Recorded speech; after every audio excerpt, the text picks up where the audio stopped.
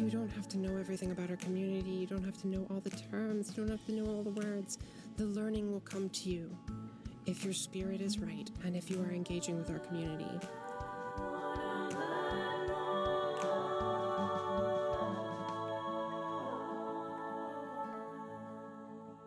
All right, so this is our first episode of the show. I'm really, really, really excited to do this. I figure first things first, let's just go around and say who's who. I guess I'm the host, as it were. Lady Evey Winters, that's me. You can just call me Evey. I am a transgender woman and I take she, her pronouns. Unity? Hello, I'm Unity. I am also a trans woman who takes she, her pronouns. Joanna?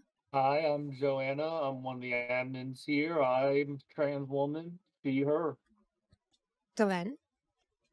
Hiya, I'm Delenn. I'm also a trans woman and my pronouns are she and her. And Andy? I am a non-binary, fluid flux kind of person, and I also am a she/her. So I guess we've got all she/hers up here today. Yeah, I mean, that we could have had some of our admins don't take pronouns at all, and it would have been cool to have one of them participating. Although I think Remy may drop in later and join us. But yeah, so I'm gonna go ahead and pull up the audience chat, and so we can hear some feedback from listeners. If you're listening and you're in the audience chat, go ahead and just say hello. I see some people are in there. I see some folks are starting to type. We got somebody, oh gosh, somebody's using Daddy Wan Kenobi on me. I love that. All right, I'm just gonna leave that open. Okay, so oh, sorry. This is, I can already tell, going to be distracting. Kizzy just sent me a notification. You know what? Kizzy can just join in. Anyway, so we don't really have an agenda for tonight's show. We don't have a solid set of things we want to discuss. We're going to be going through some topics that we can sort of riff on. We're also going to be going through our queue from our Facebook group. There are a lot of questions in the queue. Some of them are really good and very provocative for discussion. So they will be a lot of fun for us to handle live. And I think some of our questions really do lend themselves to being discussed in this sort of format. I think a lot of times we get questions that, I don't know, how would you all say it? How would you even tell? Some of them are just yeah, we should just sit down and talk about it. It's almost kind of hard to write out an answer. Yeah, because ultimately a lot of this stuff depends on the person and what their actual question is and how it applies to their understanding of things, because because a lot of what we're dealing with are these social constructs, right? So those so everyone's upbringing and depending on their part of the world and all of that kind of stuff impacts the way that they view those social constructs. So that's why a conversation works a lot better than just here's a general blob that hopefully is good enough to apply across cultures and situations. Yeah, I mean, that's one of the things, right? We deal with this Facebook group that is international in its contacts. And you know what I didn't do? You know what we didn't do? We didn't introduce the group. We're the worst. We're terrible. All right. So all of us are administrators and founding members of the Facebook group You Might Want to Learn More About Trans People, and a series of other groups You Might Want to Learn More About Polyamory, that help people learn about important social topics today. And the learning part is really important. A lot of places will say they're an education group, but we're not really an education group. We're a learning group. You come there to learn, but we're not going to force it down your throat, right? Yep. I feel like education has that really aggressive context now. I don't know. Do you all agree? Yeah, I agree fully. I feel like it's gotten I mean, not to get too, oh my God, I'm terrible with names today. What is the name of the band with the prism? Pink Floyd. Yeah, it's gotten a little too the wall, right? Like education. So no, this is a learning group. You just learn to be kind to people. So where do you all want to start off? Do we want to start off with a Q, or do you have something you like want to talk about? Because we can dip into the Q. I'm totally fine doing that. I mean, I'm fresh off of my bottom surgery, so we can talk about that if you all want. Let's see here. Do you want to? Let's pull up the Q. I'm just gonna go with like our oldest questions, unless you all think there's like something that you really want to discuss. That's a good starting point. I mean, I think that like as we continue talking about things, that'll probably like bring up more questions, right? So Mhm. Yeah, we're probably gonna riff. We're probably gonna get like one question out. I'm very optimistic. Like we're gonna get like 4 or 5 questions. No, we're probably gonna get like one, and then riff on that forever and always. Well, S has a good question. Oh, is there one in the chat? Yep, difference between education and learning as a group. Sorry, just trying to help. No, I love the question, S. Thank you.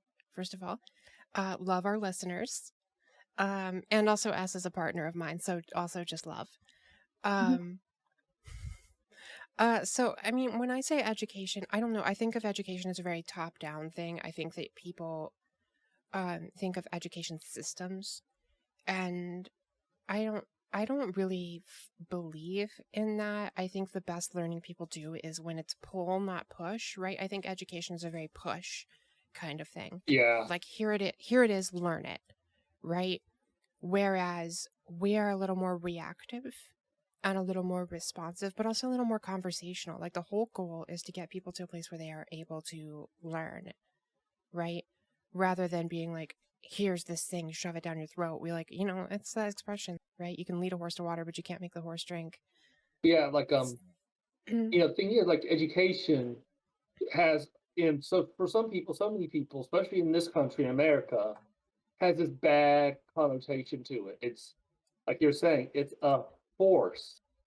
You have to do this kind of thing. Mm-hmm. Well, learning is like, that's interesting. Let me learn more.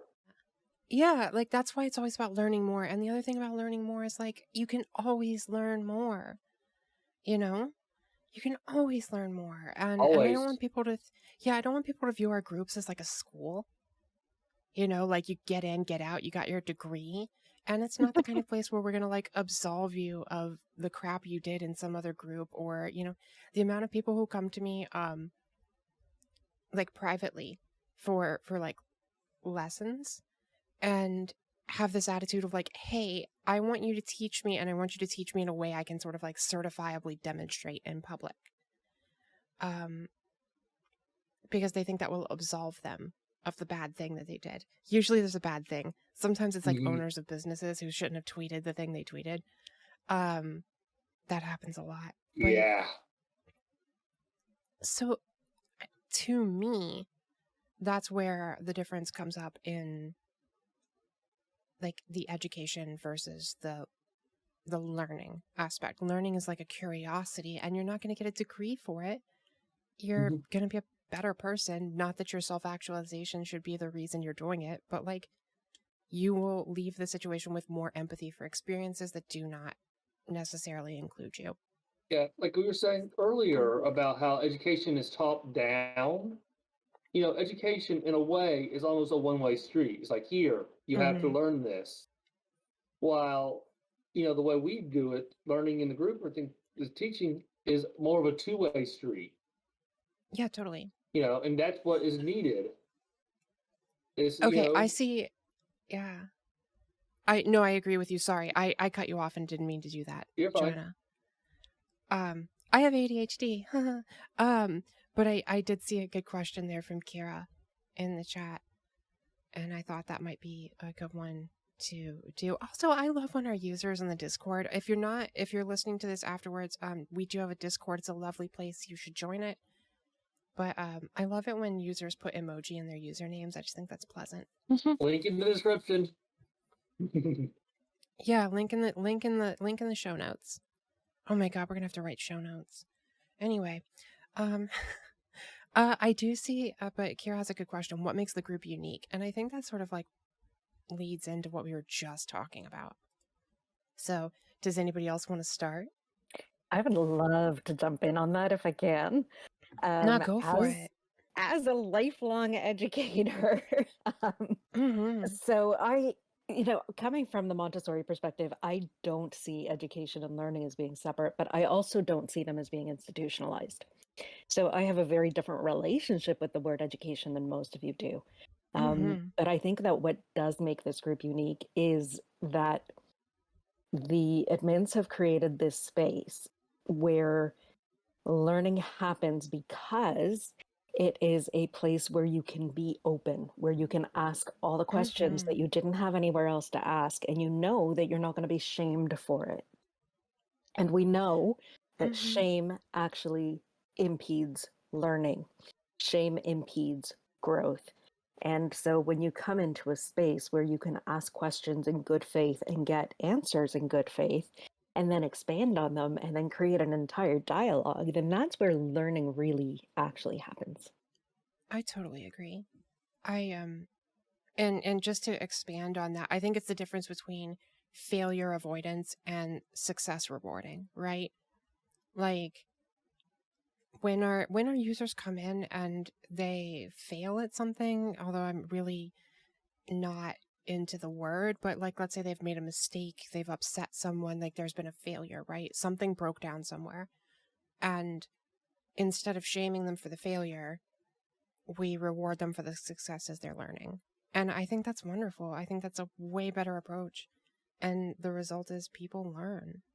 And that's a huge change from how advocacy gets done in other spaces. Oh my goodness.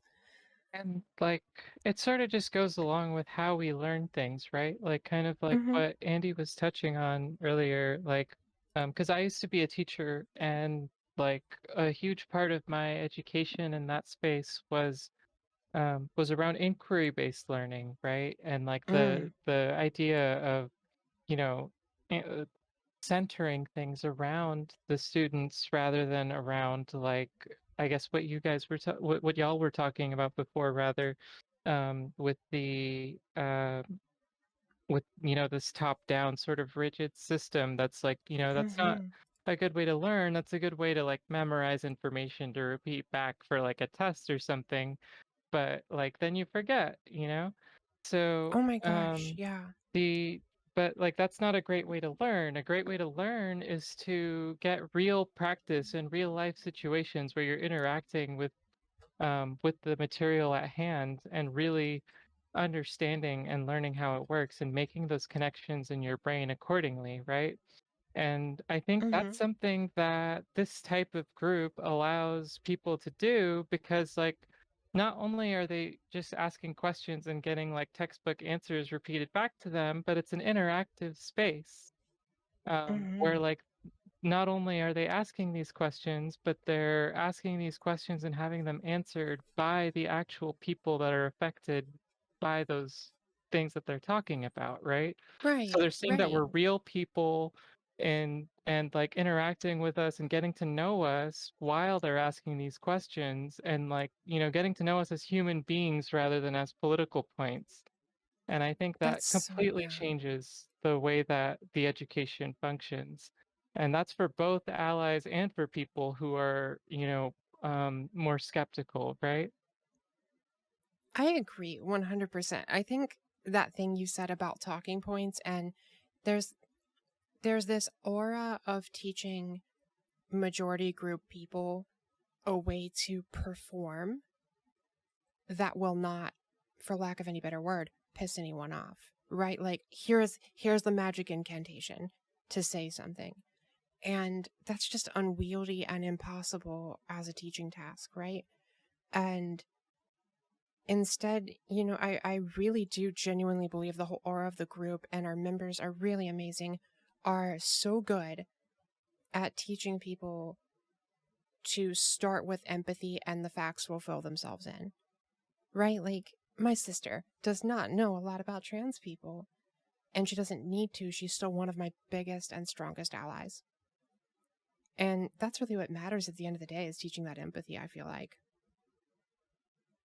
Yeah, because like in the end, it's all just about people, right? And it's about just learning to love and respect the people around you, and like Agreed. everything else is secondary to that, because like most people in your life will understand when you slip up, when you make mistakes, when like you're learning and things like that. Like as long as you're coming from a place where you're trying to really connect with them, and like, you know, just be a part of someone's life in a positive way. Um, Mm-hmm. and like hopefully, you know, this type of group helps people ask questions and answer questions in a way that they don't have to, like, you know, bombard their friends and family who are trans or non-binary with like all of these curiosities that really, you know, don't need to be forced onto a model minority figure, right? Right. Exactly. So speaking of curiosities, we've talked a lot about the group, which I love. I love the group and I love our members and I'm so proud of them basically every single day. Love them.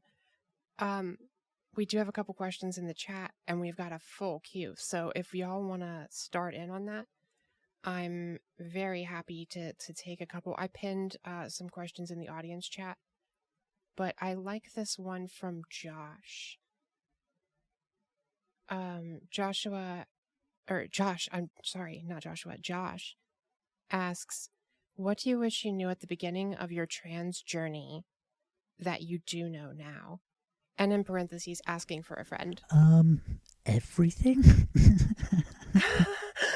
Yeah, everything. It's all so much. I mean, you know who I'm really interested in hearing from on this one, especially because I feel like that this is going to sound a little diminutive. You know, I feel like us trans ladies in the chat probably have some like very similar things to say, but Andy, you're non-binary.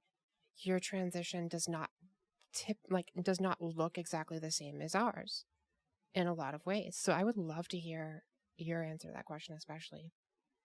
Yeah, so my transition actually hasn't been much of transition at all, just because of my life circumstances and the way that I've, lived my life. But what it has been is more of an internal transition rather than an external one. So I haven't changed anything that anybody would notice other than, saying, hey, I'm non-binary. But the internal transition has been amazing and has really helped me deal with a lot of the trauma from my past. And so I think the one thing that I wish I had known earlier is that this was a valid gender identity that I could have owned from the time I was very, very young.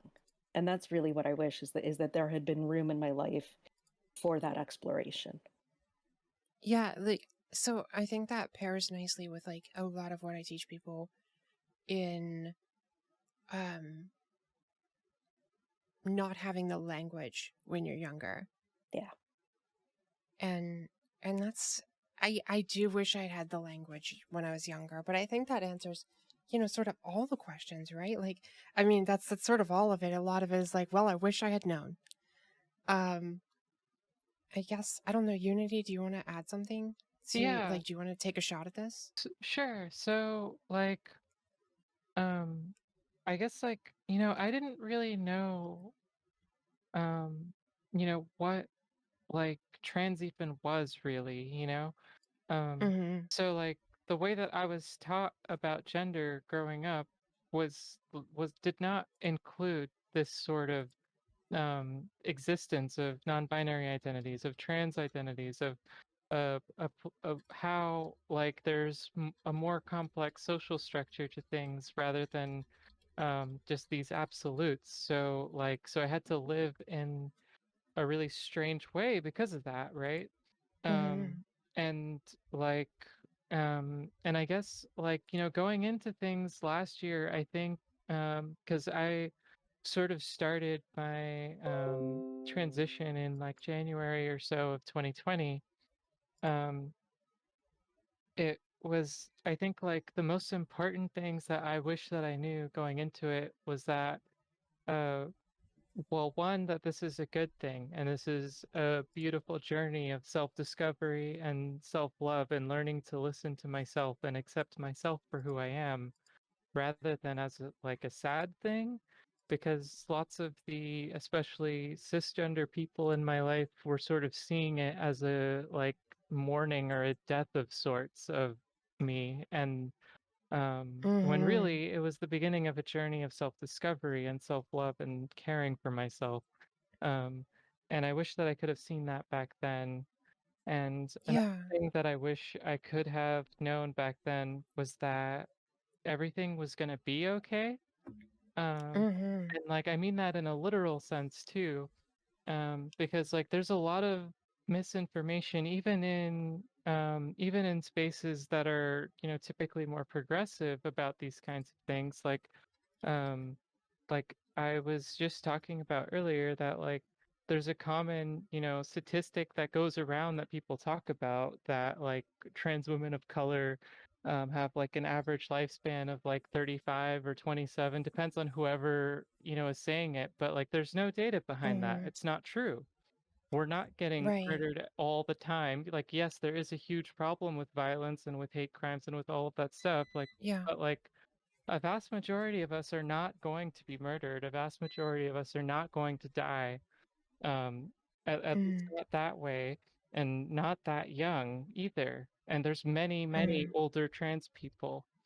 And like, I wish I knew going into it that like I didn't have to live a life of fear, you know, that like Yeah, I would totally. make it through.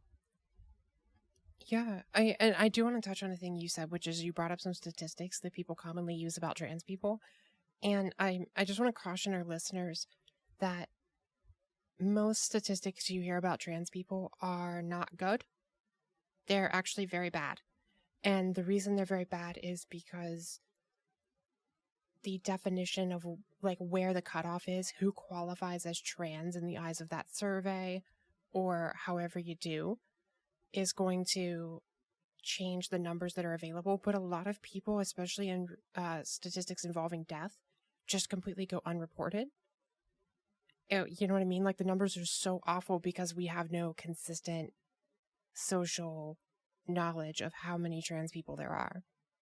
Mm-hmm. Especially now with like non-binariness being in the factor, right?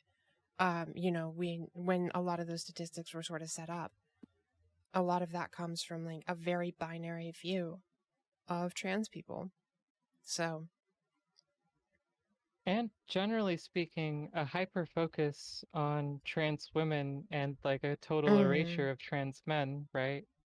mm-hmm, And mm-hmm. like, and we see that often in the public sphere, and how the public like sort of views transgender people in general.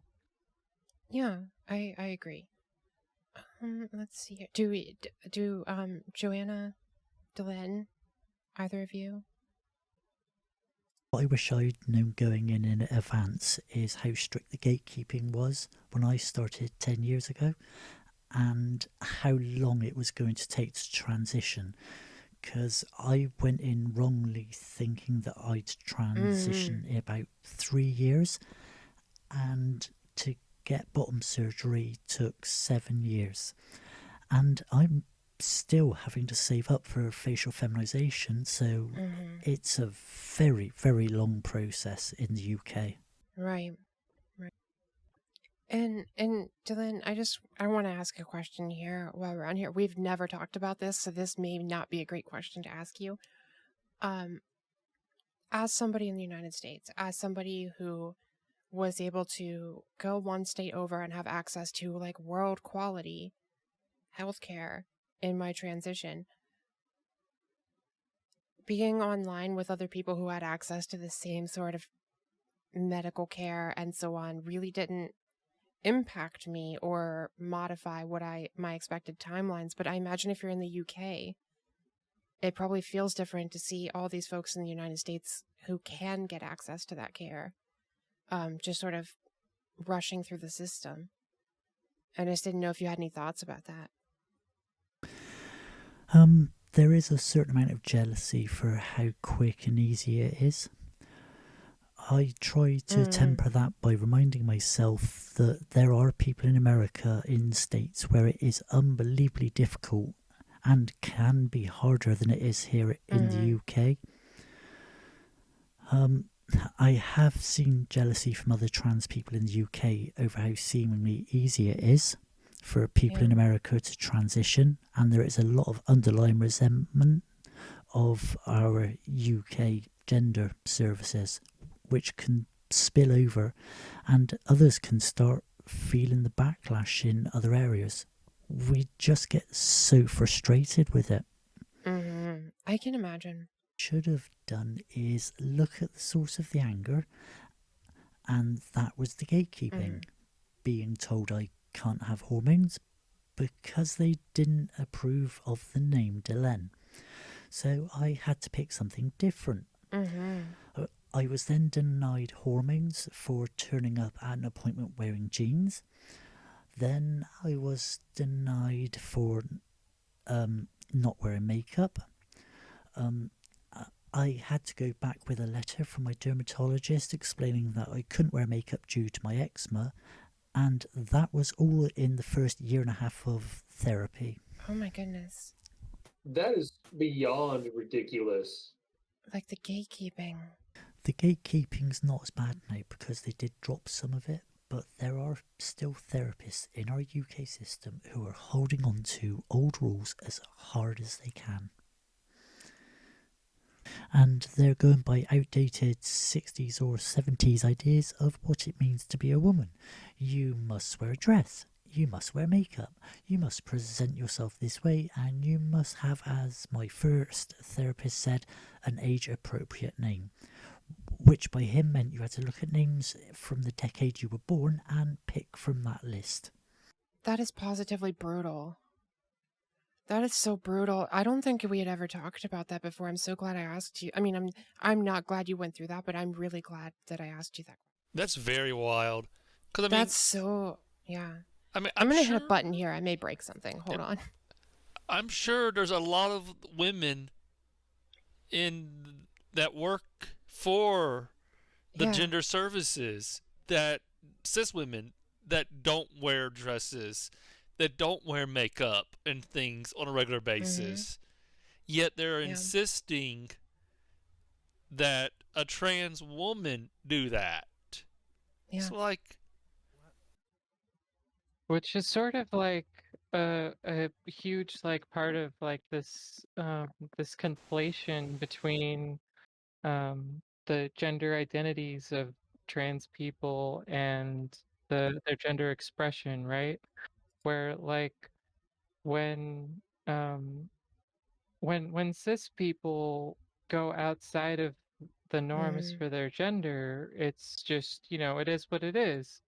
Like if a cis woman is you know, wearing jeans or wearing a more traditionally considered to be masculine type of outfit, like they aren't denied their gender because of that, right? Like it's just a thing that's like a thing that's accepted, even if there's some heckling or there's some issues. Like no one denies the fact that they're who they are, right?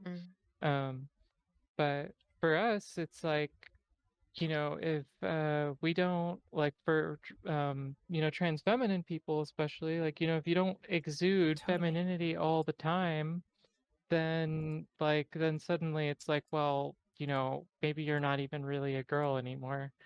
And like, so like, you know, why can't why would it be unreasonable for like a trans woman to fill like a butch lesbian role, for example, or something like that, you know? But like that's something that lots of people aren't ready for, or aren't don't like to say that they're ready for yet, you know?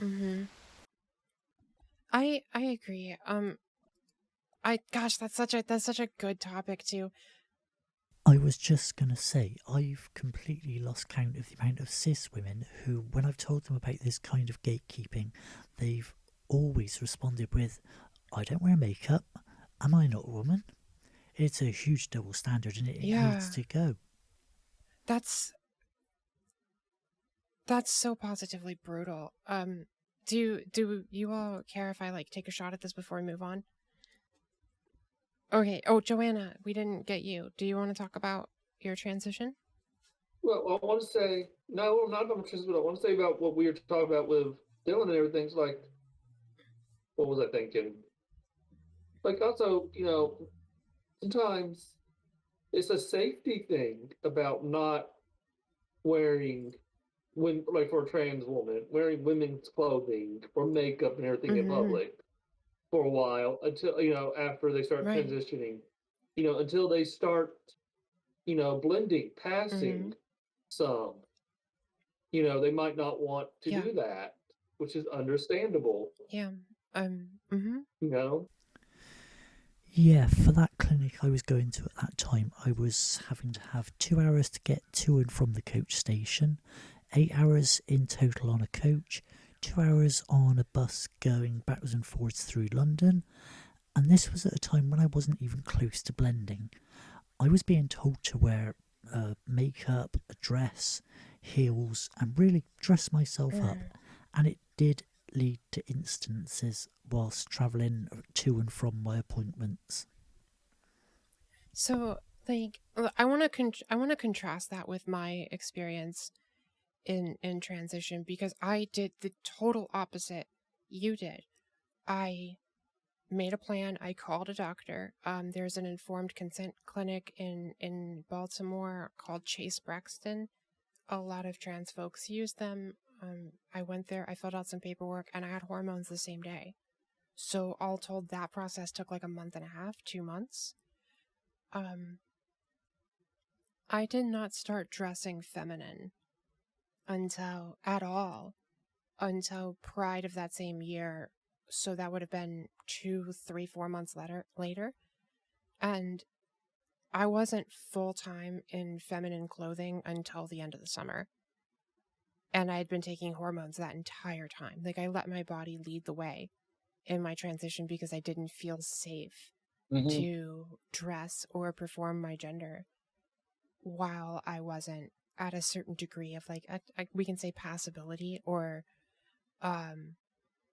just a certain degree in my body, even of my body taking that form that I wanted to take. Until I felt comfortable taking those words and taking that role in society, I didn't do it. I just took the hormones.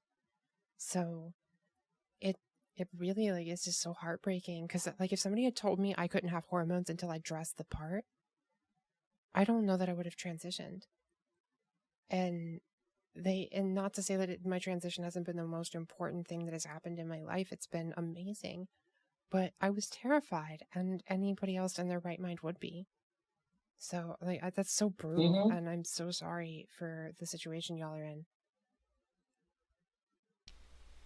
Informed consent. That's the key right there. Informed consent. You made a decision. You knew what you were going into. You made an informed decision about your body. And like, they didn't ask me. They didn't ask me for names. I didn't have to get my name approved or anything like that. My name approval was months later through a totally different court system. That's just so awful to hear about your situation.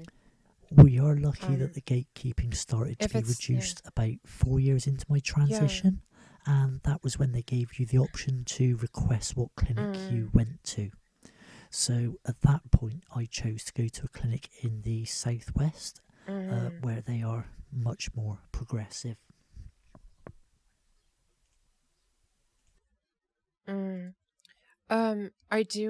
I wanna take a crack at Josh's question before we move on, because we have some in the queue. What do I wish I had known at the beginning of my trans journey that I do know now? So the big answer for me is that I wish I had known it was going to help. I didn't have a lot of faith that I was going to get better at all. That wasn't even why I was transitioning, actually. I just wanted people to know who I was. and I didn't expect to feel better. I didn't even know that.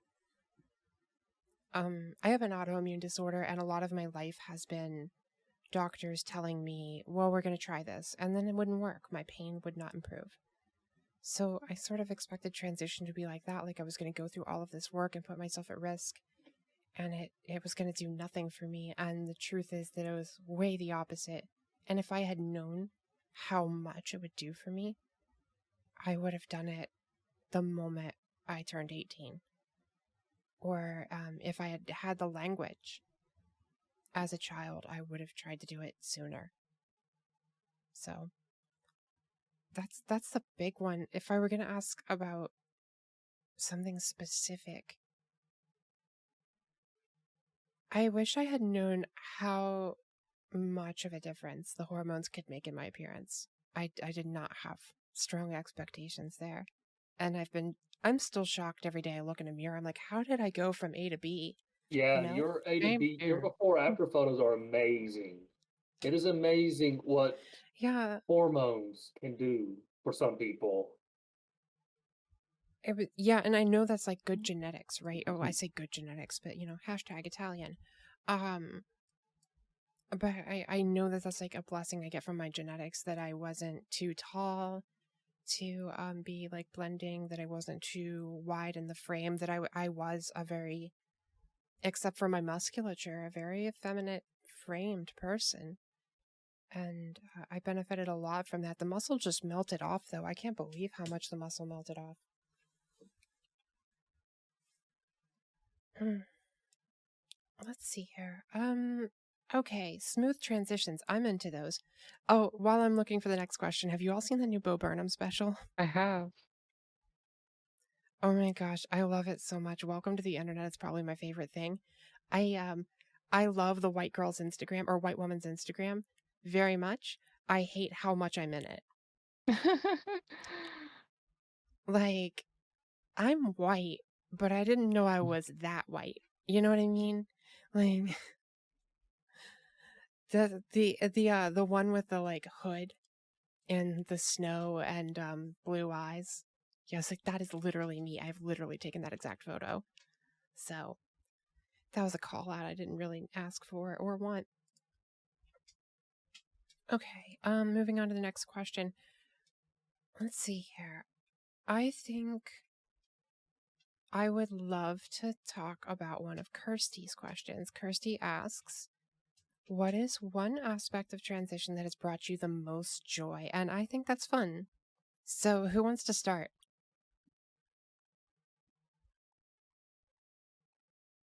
Did I lose y'all? Oh, okay, you're all quiet. Sorry, what was the question? Were you not paying attention, Dylan? I was typing You are in fired. Chat. Sorry, ADHD.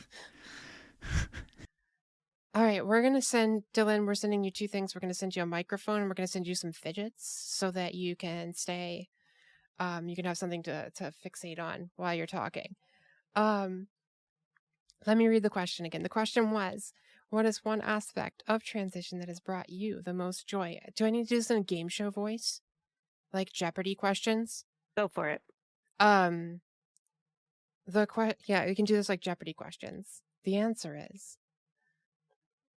all right. So, I can start. I can talk about what has brought me the most joy, and then if you all want to chime in when you're ready, we can do that, or we can just move on to who's ready. Who's ready?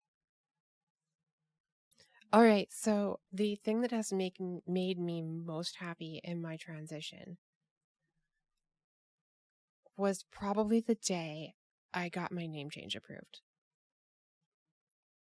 Like my bottom surgery has brought me so much joy. I'm so much more comfortable in my body. But probably the happiest I was the day I got my name change approved, which was November 20th of 2019. And for those of you that don't know, that's the Trans Day of Remembrance. And I went to the court and I picked up my name change documentation, and there it was, like a court order saying that that's my name now. And I went to the nearest bar and I ordered a drink and I just sobbed for I don't even know how long. I was there a minute. I just cried because that's the first time in my life I had felt genuine ownership over me. You know? Like that was the moment. That was the kickoff moment. That was like, I own me now. This is me and I'm making my choices for me. Do you know what I mean? Mm-hmm. That's And great. that was such a huge moment for me, and everything that has come after that has been part of that process of reclamation and taking ownership over my body and my identity. But that was the first moment. That was the first moment that it was really super clear that I was in control. And yeah, I'm never gonna forget that. That's for sure. What about you, Unity? So for me, like, there's so many things, but so like if I have to pick one aspect, like I think um like it's sort of related to what you were just saying, like with that self ownership and just feeling like I control who I am and who and how people see me, and like feeling less like uh a sort of like depersonalized zombie that was just moving through life.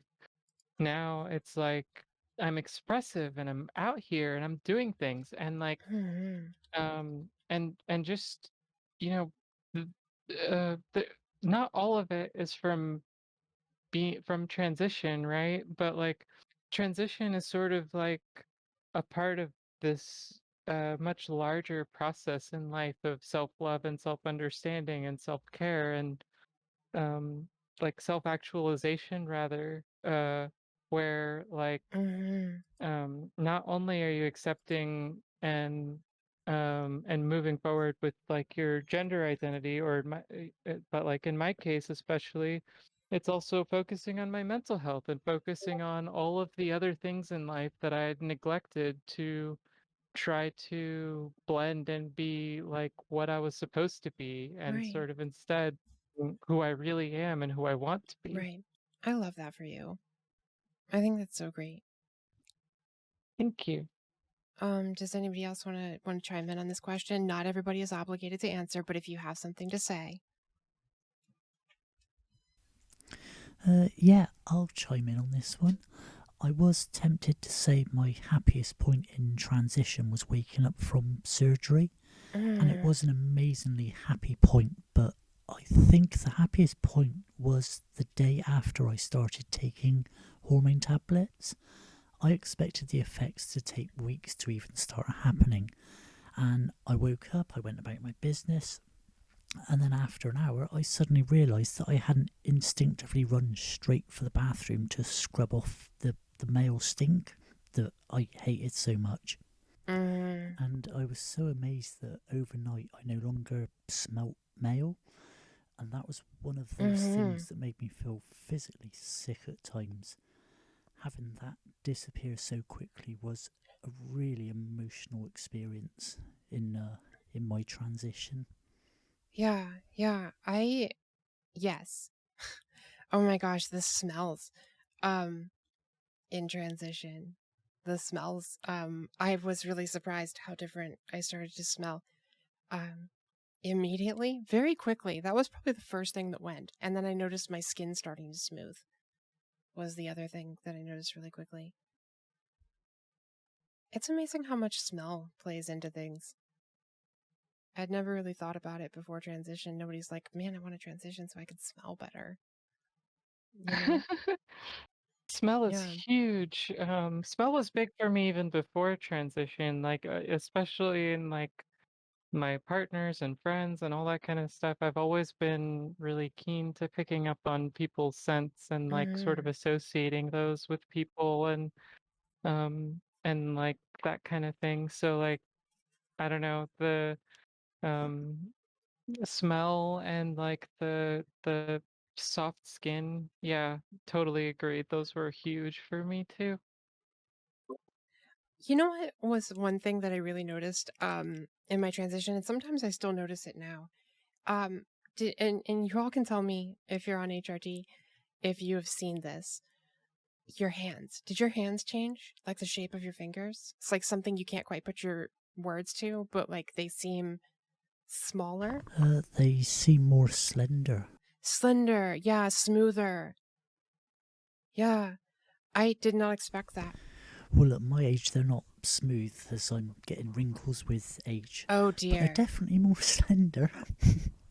Well, we'll take that. You know, I'm not sure. I always assumed that it was because my skin got better, Mm-hmm.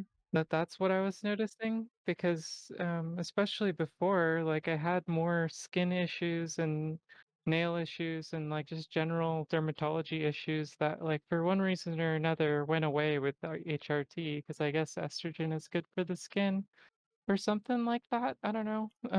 Yeah. But that especially shows in like my nails and cuticles. I'm gonna pin some messages here from the. Liam's just asked a question about the smells. Speaking of smells, did you feel more comfortable with your new smell versus your pre-HRT smell? Oh yeah, absolutely. Yes, I infinitely actually. so. To the point where I enjoyed my own body smells. Were you Isn't about that to say weird? that, Evey? No, well, sort of. I mean, I think you saw my post in my surgery group.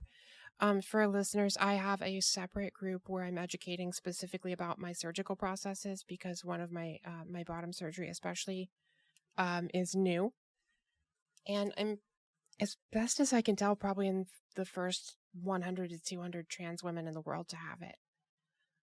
It's just really new and really rare, so I thought it would be good to give it its own space to learn. But the other day, like when I woke up in the hospital and till now, I don't know another way to say this other than sort of I expected to have like a down there odor, and instead it's like the smell was clinical. And Dylan, you've had bottom surgery. I don't know if this was your experience as well, but it was clinical. It was like clean room, like new car smell. You know what I mean? But like new vagina. Um, and just recently, just in the last couple of days now, like 10 weeks later, I sort of noticed that I had a smell to me now. And it wasn't bad or good or anything like that. It was just me. And I'm shocked how genuinely familiar that felt. And that familiarity felt really good to me. And then would feel weird by being like, yeah, I love the way I smell down there, you know? Cause I don't have that strong of a relationship with it, but like, I do love that that's a change that I went through. I love that that's sort of like I have a natural scent to me in that way. Well, if you say you don't want to be weird, then I'm going to be weird, and I'll say Go I weird. love that smell, and I find it very affirming to know I smell as Get I weird should. with it, Dylan. Yes, I'm a bit weird. We all know it. Mm-hmm. Get weird with it. We're gonna keep. You might want to learn more weird.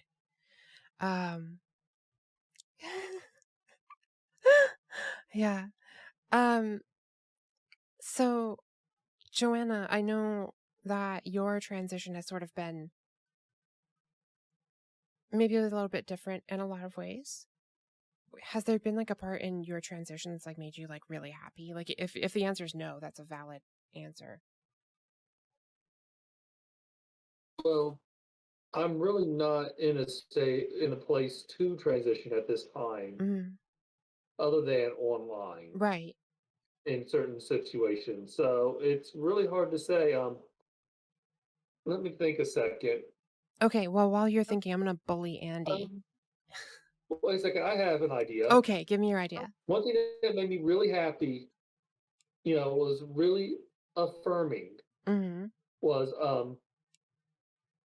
short story here. Last year, Mm-hmm. no, excuse me, year before last year didn't exist. but at the Renaissance Festival, I'm there. I'm dressed up, wearing a skirt, Mhm. blouse, whole 9 yards, jewelry, you know, passing, blending, not at all, but having a good Sure. time, you know, and despite how I was dressed, there these some people, that misgendered me annoyingly, Mhm. but I let it go. But walk walking by the king, Right, the king. and he said, I think I told you about this. I know I Yeah. said talked about this in the chat before. Is like, how do you do, me lady? Mhm. I was on freaking cloud I remember that. I 9. remember you talking about that. Can I I just was say, on cloud 9. while we're on Ren Fair stuff, I positively love your butterfly wings. I love that for you. When I see butterfly wings on anything at all, I always think of you. I just, They, yeah. I love my wings. I Mm. love them so much. They're beautiful. And I don't know if you realize the person who made them, is in our group. I wasn't aware of that. No.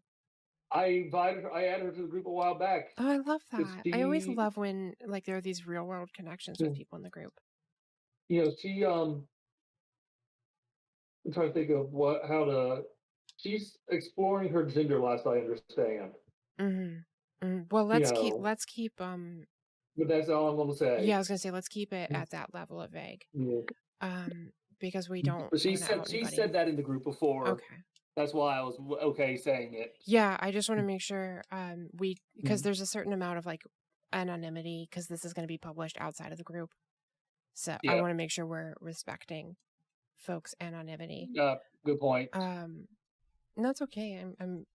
I love that. I love that so much. I'm glad that she's in the group. I think that's incredible. Andy, what about you? Well, for me, I'm finding it absolutely fascinating listening to the four of you and your experiences and how some of them are so very tied to the physicality of it. For me, it's been very much an emotional thing. It's been I think the things that have made me happiest have been like actually understanding parts of myself, like why I have always gone by Andy. Like this is a thing that I've done since I was really little. And all of a sudden it's like, oh, it makes sense now. Oh, so yeah, exactly. So it's just been a matter of it. That's been the joy of it, has been like going, oh, okay, well, that thing I do makes sense. Awesome. Yeah, it's fantastic. Love that. I love Right? that. It's amazing. A lot of it has been philosophical for me too, and like more about like a self-understanding and like a self-growth rather than like about just the physical changes. Because like I mean, I don't really know how to quantify all of the physical changes I've had so far. I mean, they make me happy, but I think like that social element and that element of self-understanding and self-growth has been huge for me too. Yeah. And socially as well, right? Like Social. understanding why I relate to, people of different genders in different ways. And yeah, it's just been fascinating and it's been a lot of fun. I think that says like not to get too inside baseball here, but one of the things I've always loved about like working with you is this way that you seem to find an area of like fundamental connection with just about anybody that you talk to. Yeah. And I love that. I love seeing you work. It's just nice because like I can connect to people at like a very human level, but I'm always connecting to them sort of like as a woman, and it just like watching you come at people and this very like almost it seems like it's not even that you change in any way. It just feels like you are instinctually responding to whatever your situation is. And like you just and you just summon up like that part of your identity for that. Whereas I'm always coming to everything like I'm a woman. And that's the energy I bring to everything. And that sometimes works for me or doesn't. Yeah. Yeah, which is really cool. I mean, honestly, for me, it's also all my other intersectionalities, right? Like I'm just such a complex little thing that I've It's so nice to feel been like under, right? It's so nice to feel like tied in. Yeah, Mm. it's fabulous because this like I've always been aware of all my other identifiers, but Mm. finally understanding my gender has been like, okay, it all clicks together now. Right. That It's actually awesome. brings me to a thing I would love to bring up, and I think we all have some experience with this, so I'd love to hear your thoughts on it. But I actually just wrote a post on this on my official page not long ago, maybe a day or two, maybe today. I don't know. I have ADHD. Time doesn't exist for me. About the discovery of the self. I think there's like this real emphasis in transition of people like always knowing who they are. You know, like, oh, I always knew when I was a little girl. The funny thing is though, like I didn't know what kind of woman I was going to be at all, even a little bit. I thought I had one planned out. I had this idea of who I would be. I figured I would straighten my hair. That was the thing I thought I would do. And probably wear like band t-shirts and ripped jeans and wear a heavy eyeliner. And I feel like every day I wake up and I'm like, am I the sort of woman that likes this? Or I'm like, I'm just open to surprises. Like if you had told me 3 years ago or 2 years ago, even after I'd started transitioning, if you had told me I was going to be the sort of woman who like loves vintage dresses and stuffed animals and makeup and also hard rock and whiskey, I probably would have laughed at you. And I love who I am, and I love like discovering that, and I love getting to explore that without having to feel like it's a performance. I just get to find out, you know? It brings me a sense of curiosity about myself. I don't know if you all have that. Very much, yes. Yeah, I went into this thinking I'd be wearing long flowing dresses and lots of jewellery. I've actually found I'm not a fan of masses of jewellery, and all I really care about is nice earrings and a nice necklace. And I spend most of my time wearing women's baggy trousers. I can't stand trousers anymore. I barely ever wear them. I just can't. I just can't. Like I put them on, I'm like, oh, these are leg prisons. How like I don't know how like stereotypical cis men do it. I know I lived wearing jeans for like 2 decades, but like down with the leg prisons. Dresses for everyone. This is my political hill. I will die on that hill. I do wonder if at some point in the future I'll oh, sorry, Joanna, carry on. Dresses is skirts. Yeah, skirts are okay. More sense, make more sense anatomically for cis men and others with that particular body part that, what I'm talking about. You're allowed to say penis here. PG. Okay, the penis, then pants. Anatomically, skirts just make more sense. I do like leggings. I like leggings a good bit, but I don't consider them the same. They're very stretchy and fun. I was going to say, I do wonder if at some point in the future, if I'm in a safer position, I could see myself getting into wearing skirts, but at the moment I don't wear skirts and dresses, as I feel too vulnerable going outside wearing them. During the summer, around my flat, I do wear dresses. Maxi dresses are my thing. I want to answer a question real quick from Liam, and then we can move on to other questions, because I think S's question really feeds into what we're talking about, and I just don't want to forget this. Liam, you asked about like the muscle changing on my body. I don't know if you've seen any of the before and after photos, but I look nothing like I did at all. I used to be this sort of stocky, muscular, I used to box, right? And the muscle just melted off of me. I went from boxer to lingerie model, I just not at all the same silhouette. I remember that was one of the first times I knew my HRT was like working, like really making a huge change in my silhouette. Was I saw my shadow, and I was out walking Misha and I saw my shadow and I was like, that's a woman's shadow. And that was totally just a life-changing moment for me to see my shadow that way. But that was because my body was changing so much. So, I mean, do you all, those of y'all who are taking HRT, like, did you experience similar? Did you like have the muscle just melt off of you that way?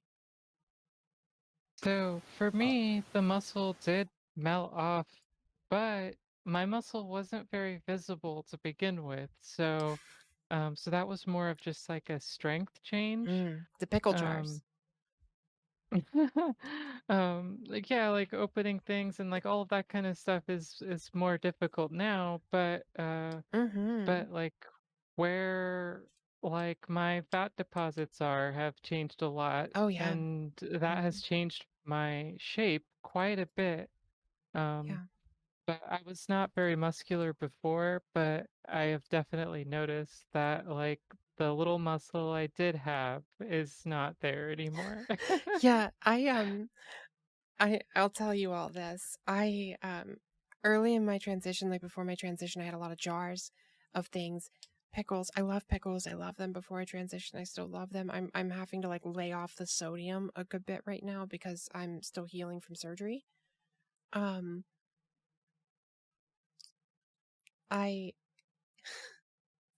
So I had all these jars that I closed myself. And I went to go open them up some amount of time later, a couple months, 6 months later, and could not open them. And the most embarrassing thing in the world is to have to like go to your girlfriend and be like, can you help me open this? I can't do it anymore. I need a big, strong person to open this jar for me. Which was very affirming at the time, but now it's actually kind of annoying. That was one of my first signs, like, oh, okay, things are really different. I love how people are like, wow, trans women have an unfair advantage in sports, and me, I'm sitting there struggling with this jar as like a former athlete. I find that laughable because a few years before I came out, I had a job where I was handling car and truck tyres all night long. And on a busy night, each person would move about 60 tons of tyres. Within a year of starting hormones, I was having to phone my mum and say, I've got a 10-kilo bag of dog food, I can't get it home. Isn't Help. that the way of it? Okay, I want to take another question from the chat here. I think we have a lot of questions in our queue, as well as we had a really good one in the chat about like trans youth and trans children. Is that something that you all like feel prepared to spend some time on? Because this is a big topic.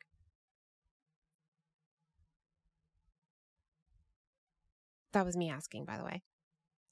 Okay, so Aaron in the chat, and if we want to riff on this, we can leave it at just this question, or we can take some from the queue, because there are a lot of like kids and hormone, youth hormone questions. There's a really good one in there from a friend of mine actually in the queue. Conveniently named Evey, by the way. But Aaron is asking, do current trends indicate that the trans youth will have a better experience with getting care than they need compared to the current and previous generations? So the short answer to that is absolutely yes. I mean, unequivocally yes, but it depends on where you live, right? Like, Jazz Jennings exists. Jazz Jennings had bottom surgery, I think, at 17, maybe, possibly 18. Something like that. Yeah, like possibly just when she turned 18. But, access to puberty blockers, access to hormones, the WPATH guidelines do indicate how to treat trans children. It just depends on where you live. A trans child in Maryland is going to do quite well, probably. In West Virginia, right across the border from me, not so much. You know, it just really depends on where you are, I think. I don't know, do you have any thoughts on this? At the moment, speaking about location, I don't know how trans children's healthcare is going to improve in the UK, because we have the ongoing legal case. Yeah, I mean... we've just had a 2-day NHS appeal against the Bell case.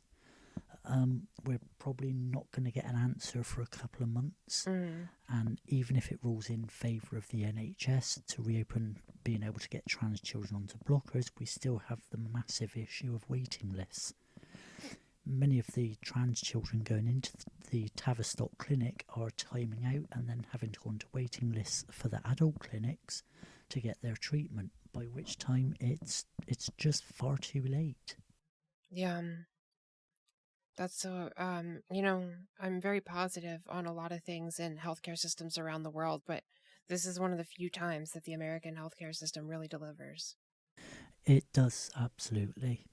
Our system is a shambles, and it should be called inhumane. It's so wrong the way people have tried to agree. weaponise children's care over here. I agree. And, you know, there's a thing right there to touch on about puberty blockers, which is those are used for legitimate conditions outside of transness. They were used for when did they start being used? Like late 80s, I think, 70s? I've had a look, and the earliest reference I can find to them is somewhere in the 80s. Yeah, I thought it was the 80s. I just wanted to, like, check my assumptions. Yeah, because I remember being annoyed thinking that was the time when I was coming close to puberty, and there was something in existence that could have helped me, but it was only for cis children. So, yeah, and that's the thing is, like, these medicines have existed. They've been tested for decades. We know what they do. We know the risks and the rewards of them, and we know how long you can be on them before the side effects get severe, right? Like, there is a concern about bone density, especially with, I can't remember the name of the particular puberty blocker this moment. If somebody knows it, just chime in. Isn't it spirolicane or something like that? I don't know. I can't. It's not coming. I'm so bad with names today. If someone wants to look that up. Well, I think that, like, what really it, like, this kind of stuff shows is that, like, lots of the sort of public arguments, I suppose, about trans healthcare are really like these proxy arguments, right? Where they're not actually about the topic being discussed. And like a lot of the concern that's around these things is concern that's actually somewhat manufactured. Oh, it's totally manufactured. Right, because like it's not like, you know, people who were never concerned about puberty blockers on cis children are now concerned about puberty blockers on trans children. And like, you know, it's the same thing with like, you know, sports, right? Like people who were not concerned about the fairness of those sports before are suddenly wanting to say that they're experts, right? So, like, really, it's a proxy argument, and like the truth to some degree doesn't matter to a lot of the people that are arguing these points, right? Sure. Because what's really happening is that it's a discussion about trans people and like whether we should be accepted and whether we should have rights to participate in society as equals.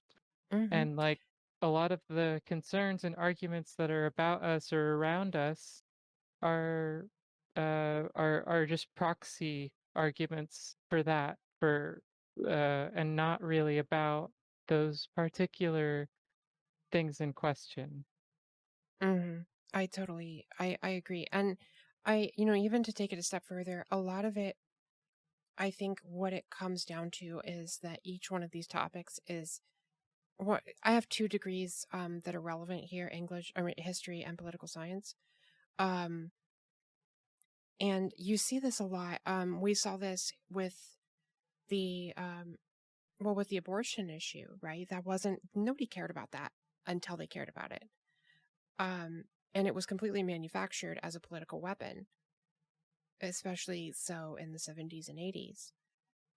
Mhm. It really wasn't a concern before then, or at least not a mass scale one as it is now. And the like think about the kids thing is such a common political tactic that I'm shocked it continues to work. But the other thing there is it looks like each one of these is a wedge designed to create a situation in which society makes an admission that trans women aren't women. Right? Something that you can, and it's never, and it's like we said earlier, like the visibility is different, right? They're not targeting other groups a lot of the time with this. When people talk about trans women in sports, or trans people in sports, they're talking about trans women. Nobody's like freaking out over trans men in sports. Right. They're just sort of caught in the crossfire, unfortunately. And unfortunately, a lot of the times when that does happen, that actually has a much larger impact on the sports that we're talking about than trans women in sports do, right? Mm-hmm. Yeah. And Because you know, yeah. what's her name? Caster, is that how you say her name? Caster something. I'm so bad with names today. I'm so sorry. And there's also the really famous tennis player, right? Oh my gosh, what is her name? Why can I not remember names right now? Anyway, right. There are like all these like cis women athletes who are way out of most people's performance spectrum. Most people will never perform at the level they would, right? And how are they impacted? Because like they just in some cases have naturally high testosterone, right? What happens to them when you start policing this? There's a certain amount of like enforcing a biological standard on women that is being done for the sake of keeping trans women out.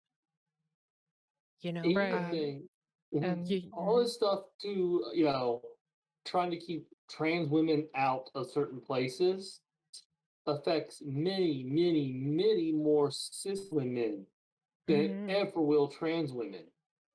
Yeah, It negatively affects them.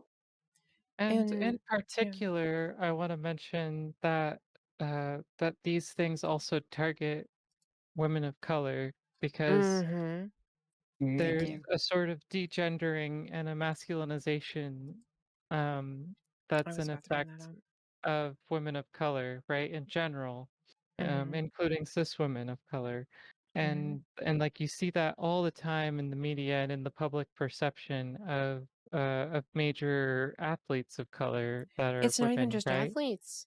And yeah, no, everyone, right? you But like had- especially athletes. So like yeah, it's like these efforts sort of to classify trans people as trans women in particular as like second class citizens in a sense is also, you know, sort of a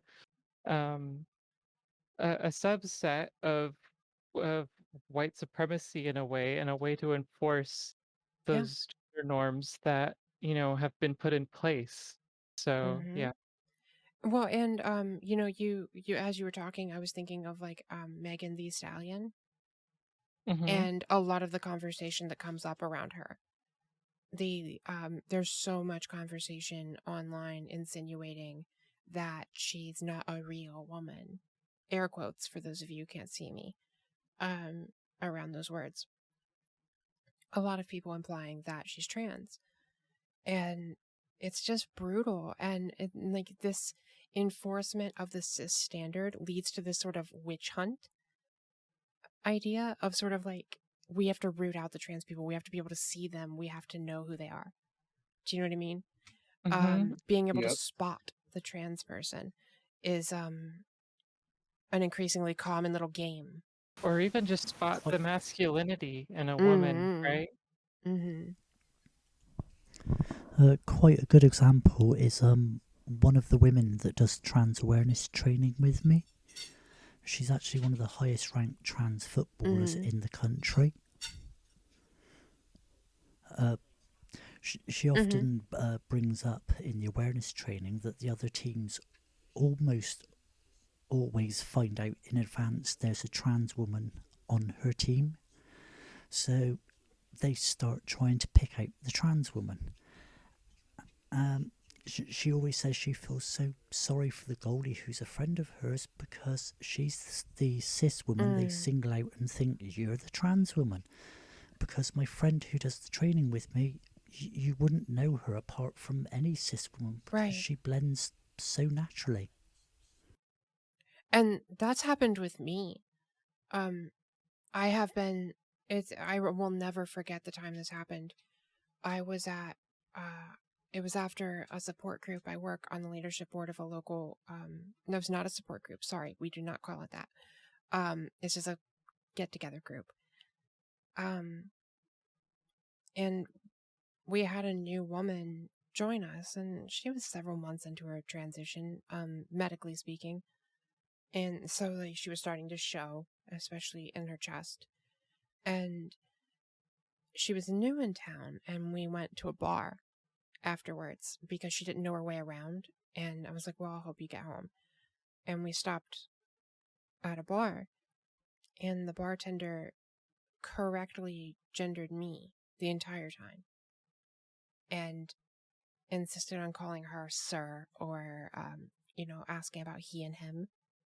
And it was just so absolutely heartbreaking, the difference that it makes just to be smaller or more feminine, And the fact that people are making that distinction is only going to hurt more and more cis women who don't conform to these very strict standards of femininity. The irony is, people will say things to us. They'll say like, oh, well, having long hair and being small, those don't make you a woman or whatever, right? And then they turn right around and enforce that standard on cis women because any cis woman who does not conform to that standard is suspect. And it's just wild to see how a stricter version of womanhood is being created by insisting that it doesn't exist. So, yeah, there's some stuff in the chat here. Does anybody have any other thoughts on the topic, though?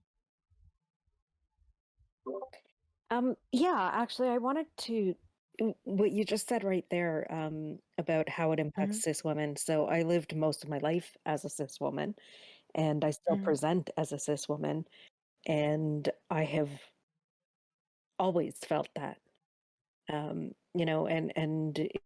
back to what Unity was saying before too, about how women of color get it even worse. It's that standard of beauty that comes directly from that line of scientific racism that places this standard on everybody who presents as female or who is female. I think it really affects us in a really, really deep way. And I think it's horrible. And I really wish we could change it.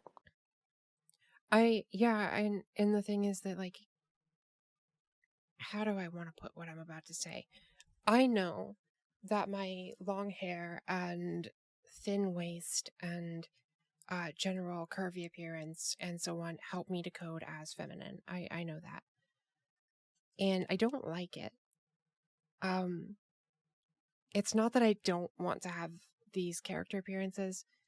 It's because they're all hand selected. I wouldn't do them if I didn't want to do them. But to see how they impact my life by sort of like doing what is a more traditional, more over the top, not even over the top, just more traditional variant of femininity, the difference that makes in how people treat me. And it's just, I don't know, it's so funny how people, I am literally the trans woman in so many situations, and I will be treated more properly than a lot of cis women I know. I don't like it. I don't like people trying to sort out who's who in the first place. And I don't, and it makes me feel weirdly guilty that like I succeed in their eyes, that like I pass their little test, and like cis women often don't. That's just brutal. It is brutal. And it also, it really highlights that it's not actually out of a concern for women that people are trying to keep trans Mm, women out of female spaces. It's not out of a hmm concern for women. No, not even a little bit. And I kind of somewhat notoriously work with trans exclusionary radical feminists or TERFs. Um, I've worked with, people who are very deep in the alt-right. Um, a lot of people who would very much like me to be dead to help them be better with trans folk in general. And it's amazing how a lot of those concerns come from a very different place. But they target trans people because we seem to be a solvable problem when the bigger problem is not solvable to them. Like, talking about keeping trans women out of, feminine spaces. They're not worried about me. They're not worried about me one bit because I don't set off their little detectors. They're never going to stop me and ask my name, They will stop a tall black woman. They will stop somebody who looks athletic. It's just trauma in their case being weaponized against everybody who doesn't fit a standard they can immediately recognize. It's where a lot of bigotry comes from, right? Where Yeah. there's these central issues in people's lives that are real and legitimate issues that affect them, and they don't know what to do about it, right? So and it's hard, so it's easy when on an individual basis to try to find things that you can use in your daily life to try to minimize those issues, but then you don't understand what you're supposed to do when you take that to a macro level. What do you do as a society to help with these problems, right? And if and especially because of how you know how controlled and all of the misogyny that happens against women in particular in our society is, there has presented a need for these safe spaces over the years where women can feel safe. But even within these safe spaces, people are finding that they're not as safe as they hoped they were. And like and Yeah. they don't know what to do about that because that's a helpless and painful feeling to have. So they're putting that on us when really, getting rid of us is not going to actually solve that issue because we weren't the problem to begin with. Yeah, and I think there's a certain element of I have no other better way to say this than security theater that is happening there. I remember in the days directly after the towers came down here in the States that there was a lot of security theater, right? There was a lot of the TSA was formed, right? There was a time before the TSA, and that's the Travel Safety Administration for people who don't know. And I just remember even then recognizing that's not going to make us safer. That's not doing the thing. That's performing safety theater. And I remember having very strong opinions about the shoes in particular. Do y'all remember when they started doing the shoes? Yes, I do. You had to take your shoes off to get on a plane. I used to fly a lot back then. I didn't because I grew up real poor, but Military family here. I follow. That'll do it. Yeah, no, I followed things though. I was very interested in the world as a little girl in West Virginia. When you grow up as a little girl in West Virginia, you have nothing else to be interested in but the world. So, because it's either that or you're literally watching paint dry. Pretty much, because cable TV wasn't reliable either. But I really do feel like it's security theater, and it breaks down so much when really the quintessential thing is do you look threatening to me? That's really it. Is it do you look like a person that I would think might hurt me? And that's such an arbitrary thing, and it does get weaponized based on musculature and also race and color of your skin, right? TSA is 100% security theater. They fail so Yeah. many tests, it's not even funny. Yeah. You know, Liam does have a question here in the chat, and I just want to catch it real quick because it's relevant to what we're talking right now. Liam's asking me, do you think the fact that you blend so well helps you educate the radical right? Like it lets them put their guard down? Yeah. I think it does. I don't come off, I don't have a size that threatens people. I don't have a musculature that makes people think I could harm them even on a good day. I am not an intimidating person. Depending on who you're talking to. Some people say I'm intimidating. But not like that. Not like physically intimidating. And I don't know if anybody else, Andy, I know you do some of this work also. But I do feel like, because I'm what they would consider to be hashtag one of the good ones, that they are more apt to listen to me. And that's like not through any intentional design of my own. I just happen to be compatible with that. But a lot of times the difference is that they will let me talk to them about things that have nothing to do with trans people.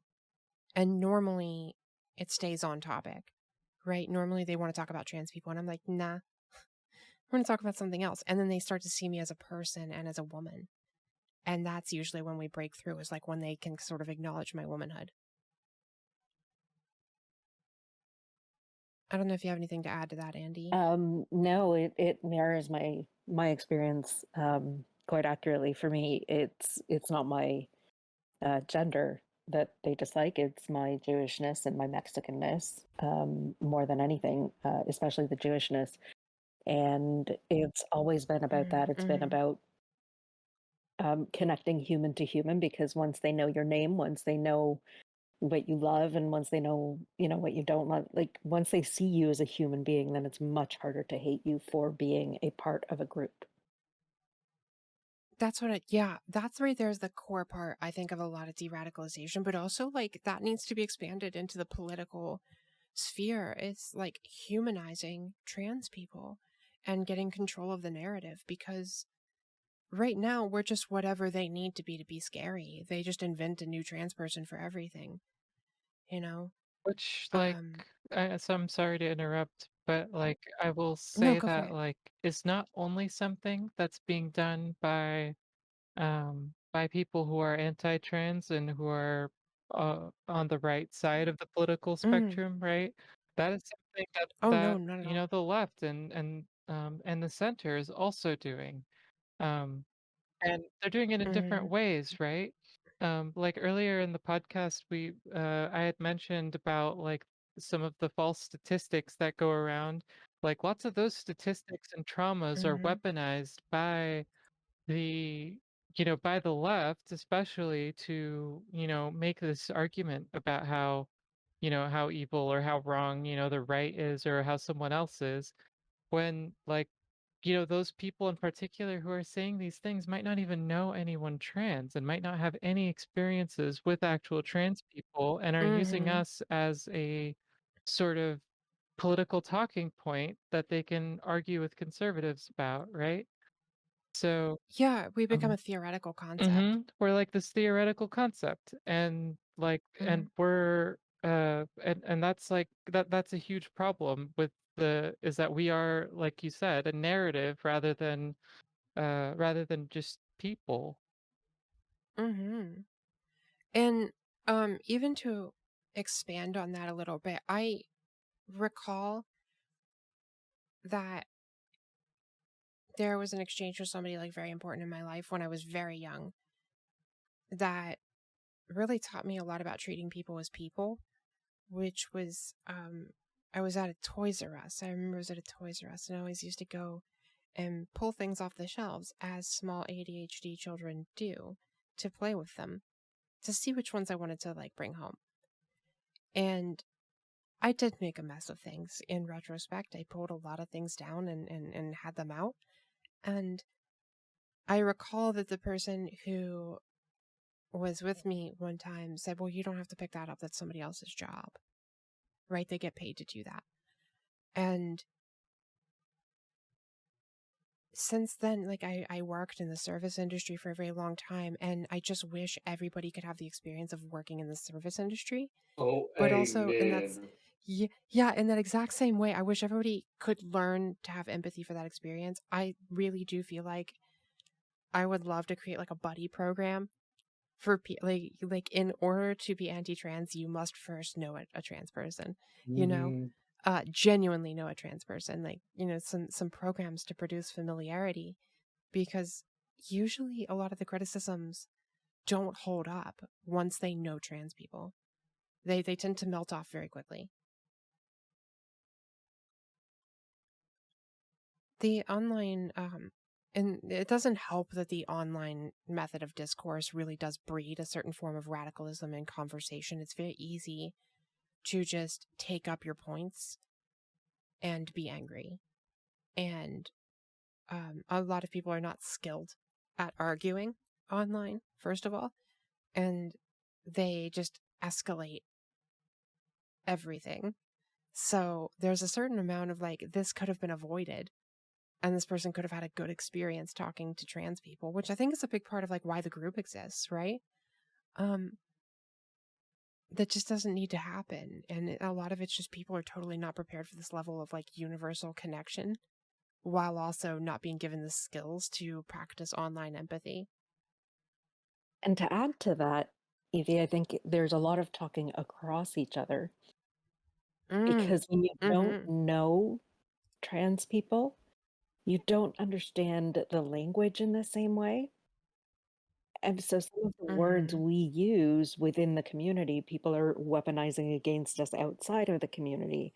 And so when they come in with those ideas, then it's real easy for us to go on the defensive. And I think, you know, going back to that first question, what makes this group so special, is that we don't take it that way. We ask, like, yeah, it's like, hey, what do you mean? Yeah, right? Yeah. I think that's such a big deal. Do you all want to riff more on this, or do you want to, like, there are two questions here that I think are really good that I have pinned, and I would love to get to these other two, because we're at 90 minutes. I figure we can probably cut the show down a little bit in post, but it's, you know, we should expect to keep almost all of it. So I don't want to go much longer than 2.5 hours. I say let's move on. Okay. All right. So S has asked in the audience chat, how did you discover who you were, like what you like to wear, interests, and your gender, without spending a large amount of money on stuff? That's a really fun question. I bought a lot of my early clothes in second-hand stores. Even then, I still spent a fortune before I finally settled on a look. Even now, it's still in a state of flux. Who knows what my aesthetic will be in a year or even 2 years' time. Right? I feel like I'm really getting my look down. And that, I mean, when I started transitioning, the blessing I had was that my body is pretty cis-typical in its size and frame and shape. So a lot of my friends and partners and, you know, people who are close to me had no trouble at all just being like, here are some of my old clothes, try these. So my first few months, I pretty much wore exclusively hand-me-downs. In fact, right now I am wearing a hand-me-down dress that I got from my friend Kira. And still, like, that actually did have a really huge impact on my style, because I probably would not have bought those things for myself. But then I tried them on and loved them. So hand-me-downs, I think, are a really big deal. Yes, speaking of hand-me-downs, I get quite a lot of those because my mum has foreign exchange students staying in her house. She has an average of 5 students at any time because she's got a decent-sized house. And then every time one leaves, they will always leave some clothes behind, so any women's clothes that get left behind, well, several times a year, my mum will turn up with a massive bag saying, there you go, take anything you like, and anything you don't want goes to the charity shop. So I've acquired a lot of hand-me-downs, and I'm grateful for each and every bit. And I've been really fortunate. Like I do think my wardrobe and my fashion probably does cost a fair amount of money, especially my makeup collection, which is extensive at this point. But like I started small and just built things up, and people gave me tips on what were the most important things I needed to have for a makeup look. Like I still don't have anything to do my eyebrows. But I have so much eyeliner, and like jewelry and stuff like that. I got a lot of gifts of jewelry, especially, which were really nice. And my friend Kira got me a like ear piercing for my birthday, and that was really lovely. I got to have my ears pierced. So now I have 3 of those, and so people always like get me earrings, and I love them. So gifts and hand-me-downs are probably the biggest ways that I like get outside my comfort zone.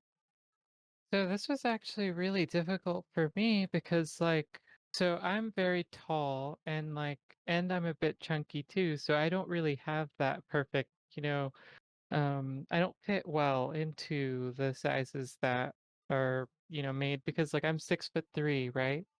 So so it's a little bit more difficult, and like the way that I had to sort of do things was to get things online, especially because I did not feel comfortable uh, going in Mm, person to go shop at places, especially to try things on and all that kind of stuff, um, because I didn't feel safe, right? So, yeah. so the way that I did things was, some uh, whether that's Amazon or Shein, or whether that's even shipping stuff from China and like that kind of stuff, like just like measuring myself really well and following Mm, size guides and usually sticking to plus size things.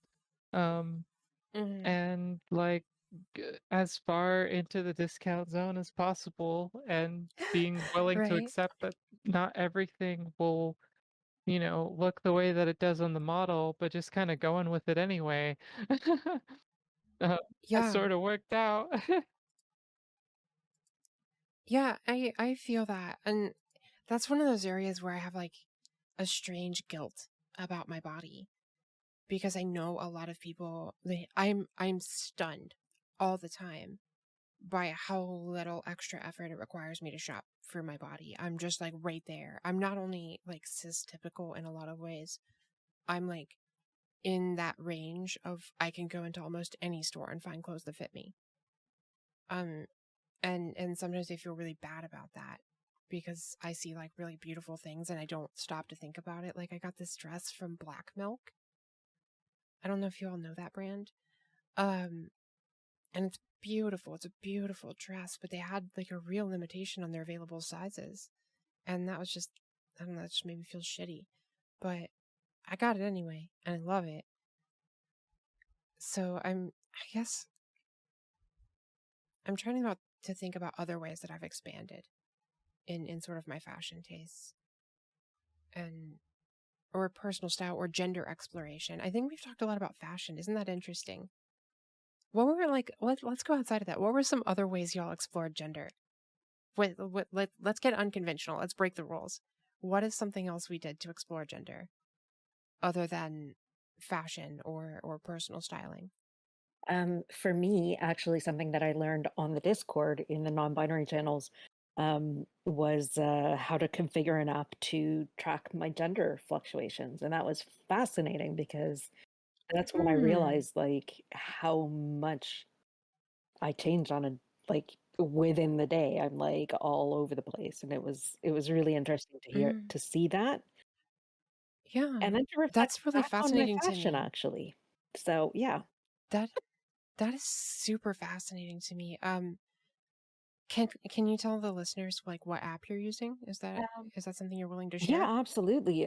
So it's the Mood Flow app. Um, literally Okay, just I'm just gonna look that up. Mood Flow. And Mm-hmm. it's designed to track your mood, really, and levels of anxiety and depression and like all of that kind of stuff, as well as your activities. But you You know, I can think I might use this to like track my period. There's better ones to track your period. Well, probably not for me because I don't have like obvious starts and beginnings. Right. Yeah.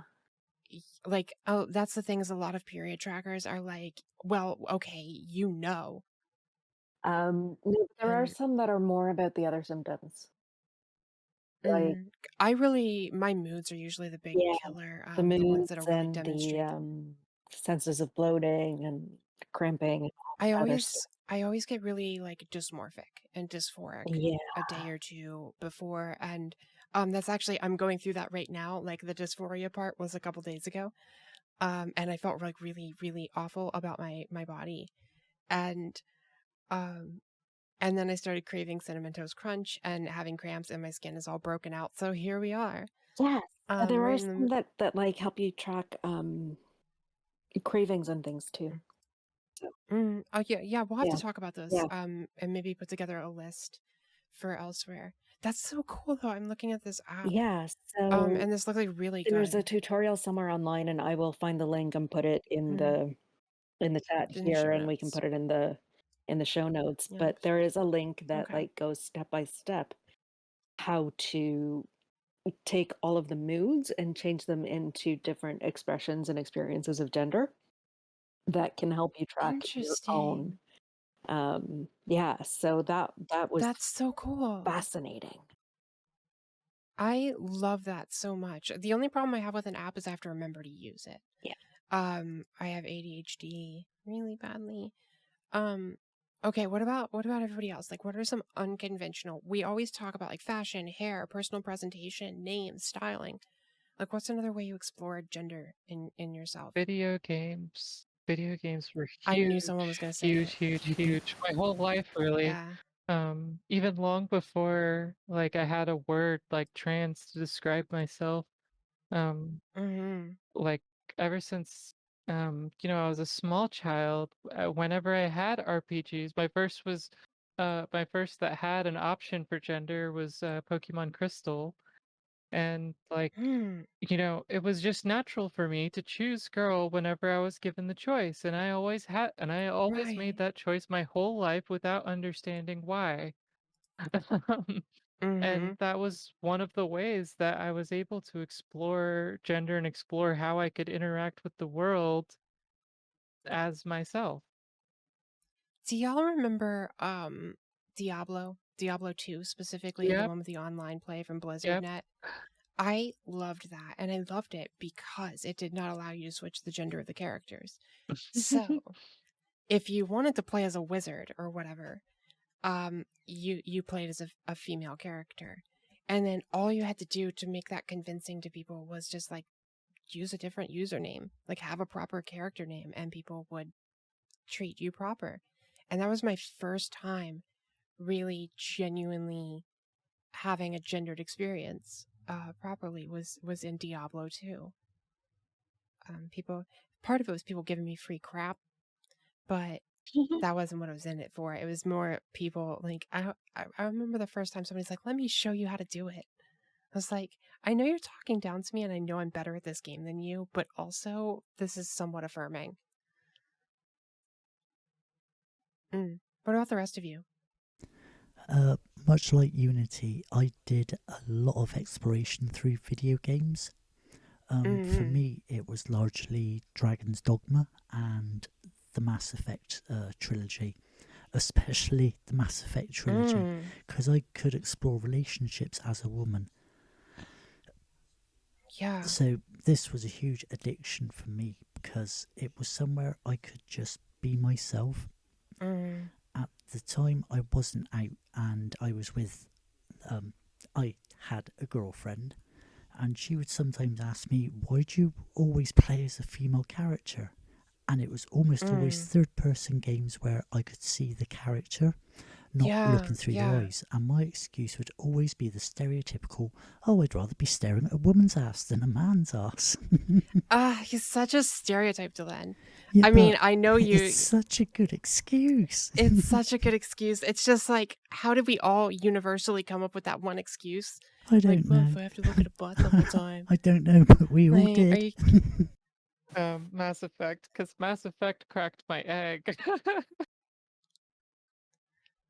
You want to know something funny about the whole Diablo 2 experience? Do y'all remember like the wizard? I think that was the name of the character, was the wizard. Was it wizard or let me look. But either way, that you could like train that character to use a different element, right? Like that you had the skill trees. Mhm. And do you all want to know which one I picked every time? Which one? Every single time, the skill trees I picked. I'm just gonna look at make sure that I'm saying the character class correctly, but the skill tree I picked every time was ice. There's always ice things, and it's like I knew. There's so much stuff that looking back on my life, I'm like, that was a strange coincidence. I think my egg started cracking really badly when I was playing Dragon's Dogma. I'd played it through 3 times with the same female character, and I'd built up a fantastic wardrobe, and it was very hard in that game to find a nice dress for your character. A nice short skirt or dress. I eventually found one on my 3rd playthrough.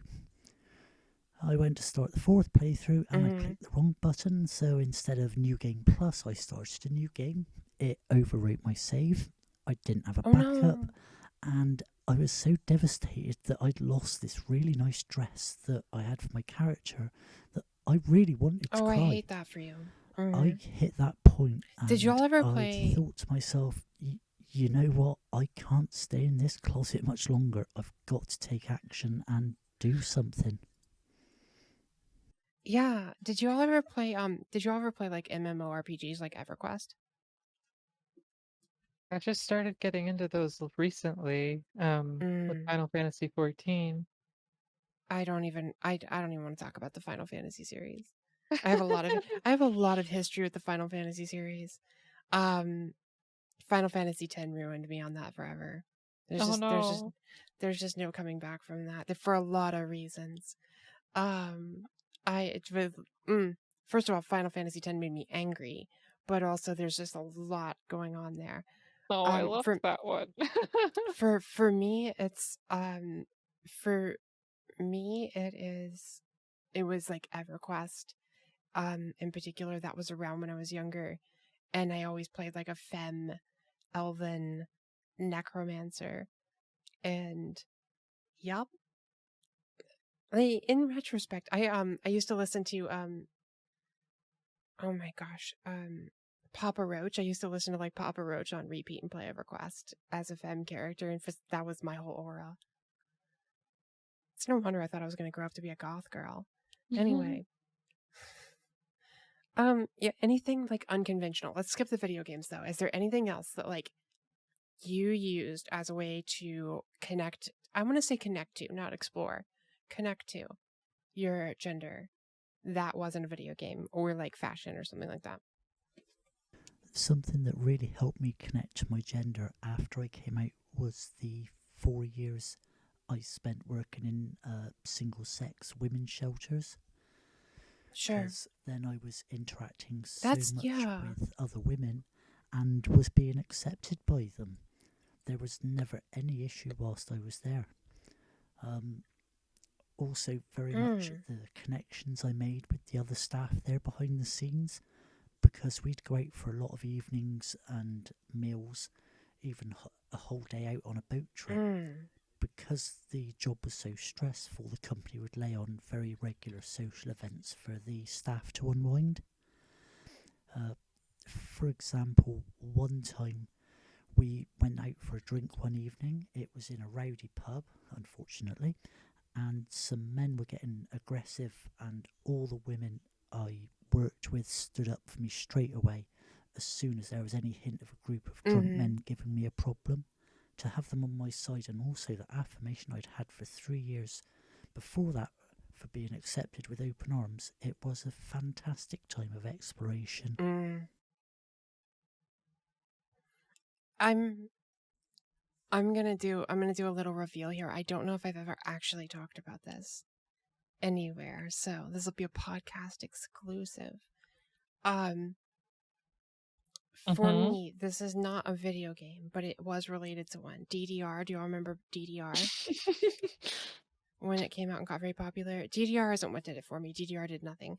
but there was one song, the Butterfly song. Do you all remember the Butterfly song? It's Butterfly. It's by smile.dk. I will link to this in the show notes if you don't know it. If you don't know it, it's addictive. But like that song was my teenage to college age like fix to connect to my gender. When I would listen to that song and like dance around my bedroom. And like that was what did it for me. That got me through some days, let me tell you. It's ridiculous. For me, the song that really connected me to my gender, and I still listen to it far too much nowadays, is To Be Free by Mike Oldfield. He's got a woman singing to be free, to be wild, to be just like a child. Well, when she sings that, my heart soars. I've been loving that song for as long as I can remember. If nobody has anything else to add, I want to move on to the next question. So, and this one comes from Kirsty. That is, what kinds of support did you most crave during any aspects of transition? What are big or small things that people did for you that meant a lot?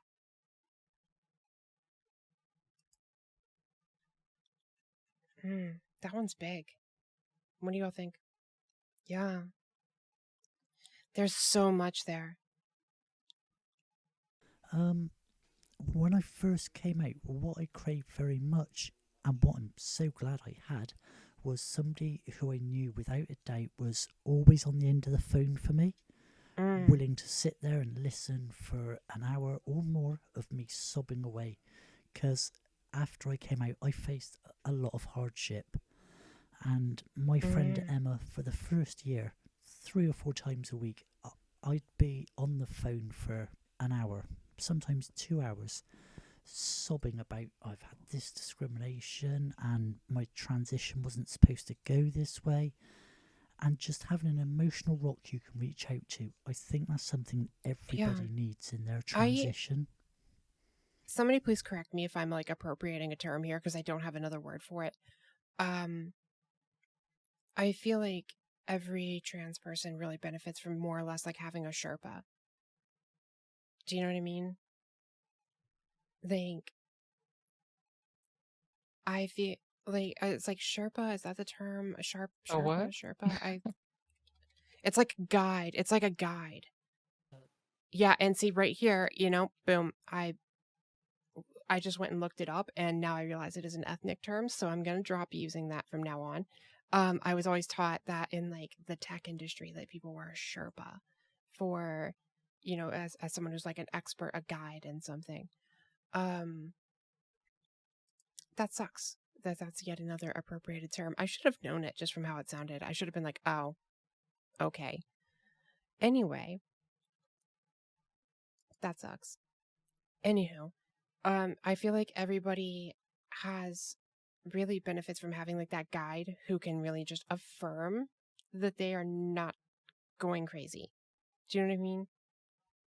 Like, there were so many times that I would have just a really bad day, especially as I started to blend more and I wasn't aware that I was blending. So like things would just happen to me that I didn't understand. People were treating me differently in that moment.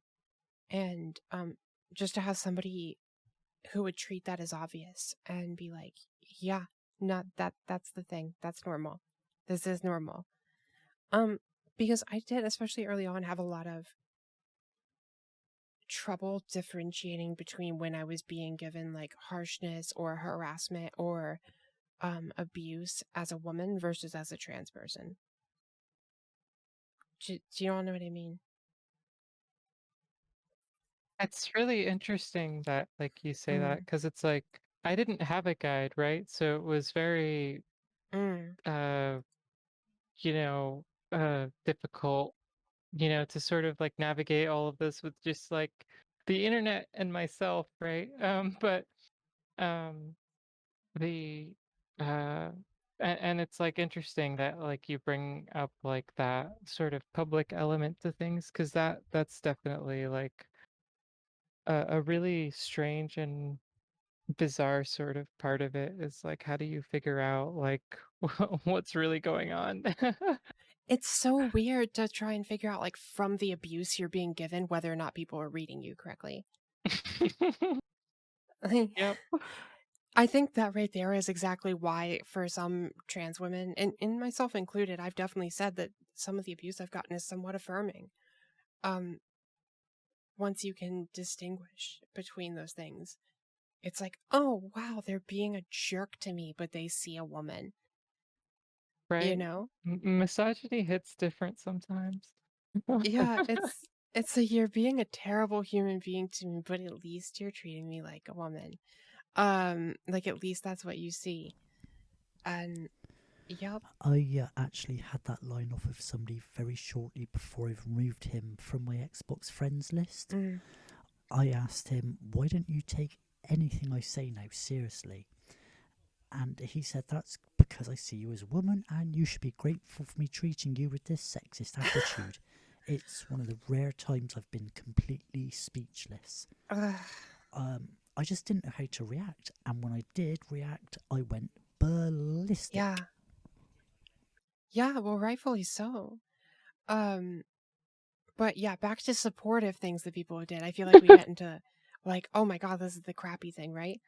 I will say that there was. Have you all seen the movie Midsummer? Not It's a me. horror film. There's a scene in there where a character's going through a really rough time, and the other women sort of bond, like, the other women sort of like sync up with her, they bond with her, and through her like pain, they come closer. They become more of a family. And I think there's something very strong in that, especially in womanhood, that when I would be going through pain, other women were right there for me every time. And, you know, I'll always remember that. I still remember it when I'm having a bad body day, or, you know, I'll use my surgery group as an example. When I was suffering so badly with the stitches and the swelling, between my legs, especially, so many cis women just like came out of the woodwork to say like, oh, I recognize that from me having a very traumatic pregnancy or delivery. And it was just wild to me how much these like cisgender women were bonding with me over what can be said as a very trans experience. And it totally took everybody, like, it was everything I needed. And I think that level of like treating me as obvious, I call it obvious support, like, duh, of course you're a woman, of course we're going to bond with you over these ways, you know what I mean? Like, that changes everything, because it's not a performance when people do that. I'm not sure if that's like I don't know if that's a common in general, but it's been a real blessing to me. Anybody else got? Oh, Andy, your mic's on. Oh, sorry, I'll let Andy speak. Oh, that's okay, Dylan, go ahead. I was just going to say one point where I felt I really needed support was after surgery, because my therapist had been so focused on gatekeeping, they did nothing to prepare me for the psychological and emotional changes that happened after surgery, which had the result of about 3 months after surgery, I went out to resume working in hostels, and I had an incident on the bus back home. It was 4 men being threatening and aggressive towards me, and all I could think about, even though they didn't say it even once, all I could think about is how much more vulnerable I was. That fear was the final trigger where my agoraphobia went from being an annoyance to a real massive hindrance in my life. If those therapists had given me the support and advice beforehand, it may have helped. At the time, I was very isolated. I had tried to use the term transsexual as my label, and I was turned on in the activist groups I was in online. So at this point, I had no support to turn to, and if I'd had support, I think the outcome would have been quite different in the long term. I do think it's vital to have support as you're coming up to having surgery and for the 6 months to a year after surgery, because there's a fair chance you could get post-surgery depression, which I had myself. Yeah, that's actually really common. You come down off that euphoria, it's a crash. It can hit really hard if it happens. It took about 3 months for me, so I was going from 3 months of absolute euphoria to the sudden crash of back to reality, and it hit me really hard. Yeah. What did you want to say, Andy? What I wanted to say is actually very much related to what everybody's been saying, is that I think what everybody needs when we're going through such a big shift in our lives is that we need to be validated, we need to be loved, we need to be supported. Mm-hmm. And yes, it helps to have somebody who is a little bit further along the way than you, who can show you the way and give you some tips. But really, the most important thing is that validation. And sometimes that comes in bad medicine too. I will never forget one of the times that like I realized that other people were really seeing my womanhood and responding to it was a very dear friend of mine got very upset with me for I had some supplies I wanted to take to a person who was having housing problems, and we had agreed to meet up at a McDonald's. It's a short walk from me, and it was the middle of the night, and I decided to just pack up a bag and walk down instead of driving. I just wanted to walk. I just wanted to get the exercise. And she sent her boyfriend to come pick me up, and I got a talking to about walking places by myself at night in cities. That was probably one of the first times somebody had dressed me down in my transition like a child. And it was actually really important. That actually taught me a lot, not necessarily about the security aspects, because like I'm still not good at it, but it did make me realize that, especially with people who are raised in the gender that we are transitioning, right, that we're transitioning our social roles to, they've had decades of practice in that gender. And I, as a trans woman, have had to learn in 2 years what all of my cisgender, sisters have learned over the course of 20. And I had to do all that while also going through puberty, while also planning surgeries, while also trying to keep my life together. And for me, one of the bigger aspects of just was somebody literally just teaching me the things that I needed to know about my safety, or how to follow the rules. Here's a fun one for our trans masculine listeners, or for our masculine listeners in general. Urinals have rules in men's restrooms. There are rules to the urinal system, and if you don't follow them, that can go badly for you. And they're unspoken and unwritten anywhere. Only men can teach them. So it's a whole thing, or only people who are raised as men can teach them. It's a whole thing. And I just feel like those little touches on gender don't get written down anywhere. You know what I mean? I think that this also kind of comes into because so my experience is different on a lot of that, and I think that that's also where there's an intersectional element here of race, right? Because a lot of things I learned about already about not being able to trust my safety, especially because I was growing up sort of in the 9/11 era as sort of a South Asian dark-skinned person. I did have to learn already, like that, like Right. I'm not safe in public, that like people will, not always take what I have to say seriously, that like all of those kinds of things. And I found it very interesting interacting with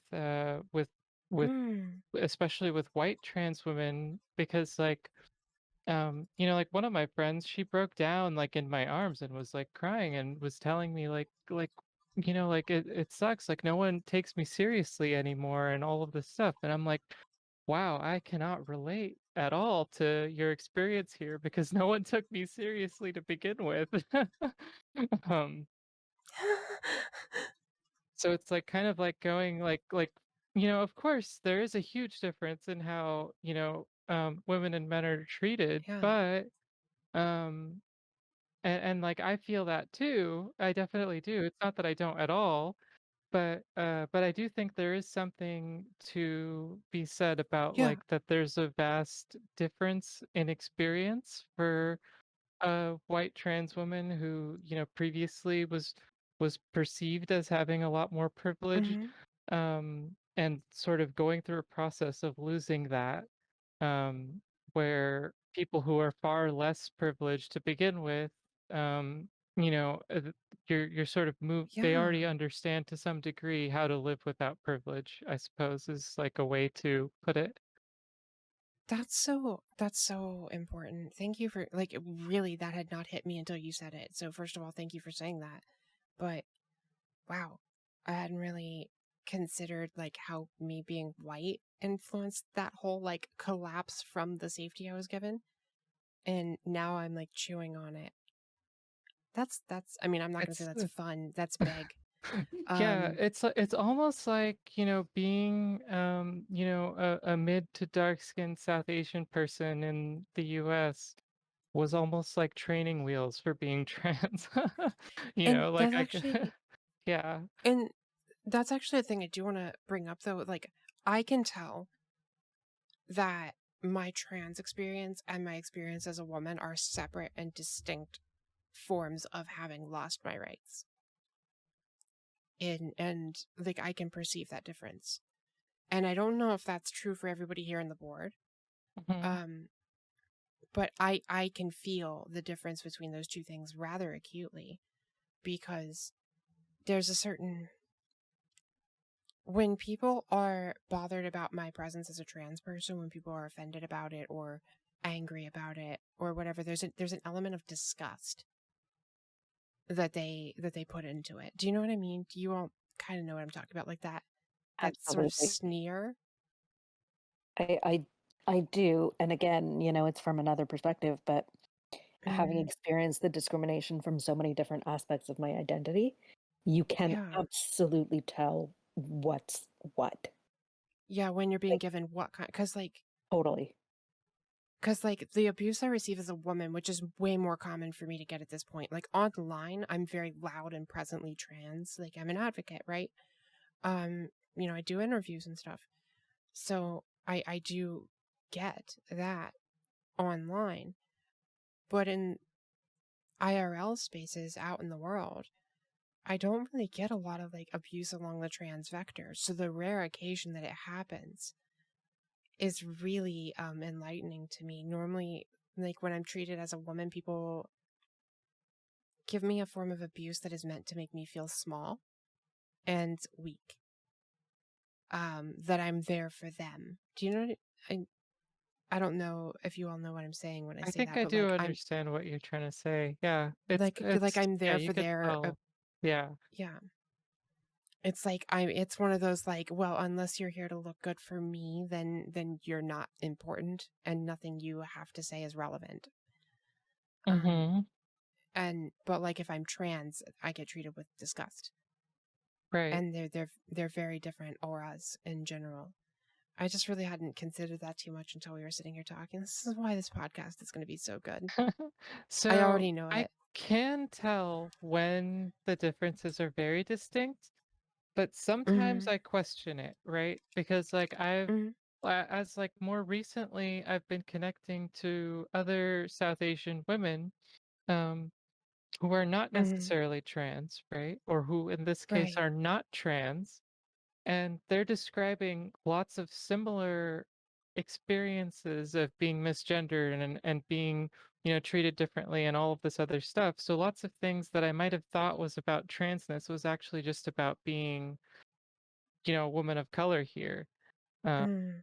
and it's and that makes it really hard to differentiate, because a lot Totally. of the racism that like especially South Asian women of color and Black women of color receive, um, is coded in this, Yeah. aura of masculinity, but is not necessarily intentionally an anti-trans thing, you know?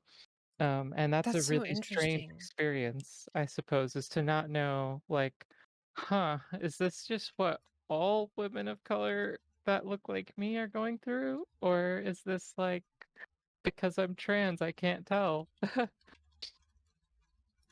That's so big for me to chew on. And the worst part is like, I literally, as this like white chick from West Virginia, do not have a framework for processing that. Like, as much as I want to, as much as I want to chew on that and try to figure out where my transness and whiteness and womanhood sort of intersect in that way and how they're different, I just literally don't have that skill set.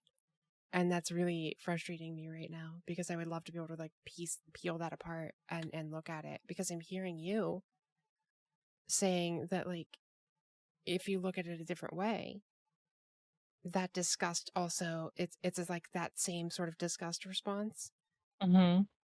Yep. but it's coming along a vector of race entirely, which changes sort of my notion of it, which is like, is that just happening because of a defiance of some norm? Right? Is it Right. just everybody outside of this norm is victim to that level of disgust, and like, I get to be small and dainty and there for people's enjoyment because I'm white, more or less, Well, I rather than suspect receiving the other that abuse. a large part of it is about being sort of in the center of the white male gaze. Um, Mm. and Mm-hmm. like, someone's usefulness, I suppose, within the straight cis white male's gaze, right, is and how it's interpreted within that space is sort of like how far away you are from disgust also, right? Because like a lot of that Yeah. disgust is also pointed towards, like cis gay men who are effeminate too, right? And like Mm-hmm. lots of different types of identities and things, because like the farther you get away from being useful in to that type of gaze, the more disgust and the more stuff you're going to receive, and it's sort of strange, I guess, to process. I mean, it's wild for me to hear it, because this challenges some of the frameworks that I had sort of come up with for myself. And I'm realizing, like, the underlying assumption of those frameworks is not necessarily as true as I thought. Like, I had, my femme versus masc, like, little internal scoring system that I use, like, am I passing today? Mm-hmm. And now I realize that, like, I have never factored my race into that, not one bit. I had never considered my skin color as a factor in that, because it was just an assumption to me. And that's, now I'm sitting here chewing on that, and I'm really irritated that we get into this like really huge, amazing thesis level topic in like the last 30 minutes of the show. I was gonna say, can we come back and like make a whole podcast about this one I feel like I feel like we time? really should do We a can, podcast of yeah. this. This could be this could be our episode 2. Oh, yeah. Whenever we want to record it. And I really do feel like it would be very useful to like just have another voice in on that, would be to have Steph in on that. Mm-hmm. Yeah. But also I have Steph is one of our admins. If you're one of the listeners, Steph couldn't be with us tonight, just too much going on. Steph would be great for this, but also I have a very dear friend who's actually talking about doing some collabs with our group, and I think would have something very interesting to say on this. So, gosh, there's so much here to chew on. I'm so frustrated. I think that would be a good topic to have Steph join Yeah. in, because Steph could provide a UK perspective on Yeah. it. Yeah, absolutely. We are in our last like 15. I mean, we can go as long as we want. I set sort of a soft limit on like 2 hours and 30 minutes, but we can go as long as we want. and we can just cut out the fat or whatever and see how it goes. But we are sort of, if we're going to keep to our 2.5 hours, we're in the last like 15 minutes.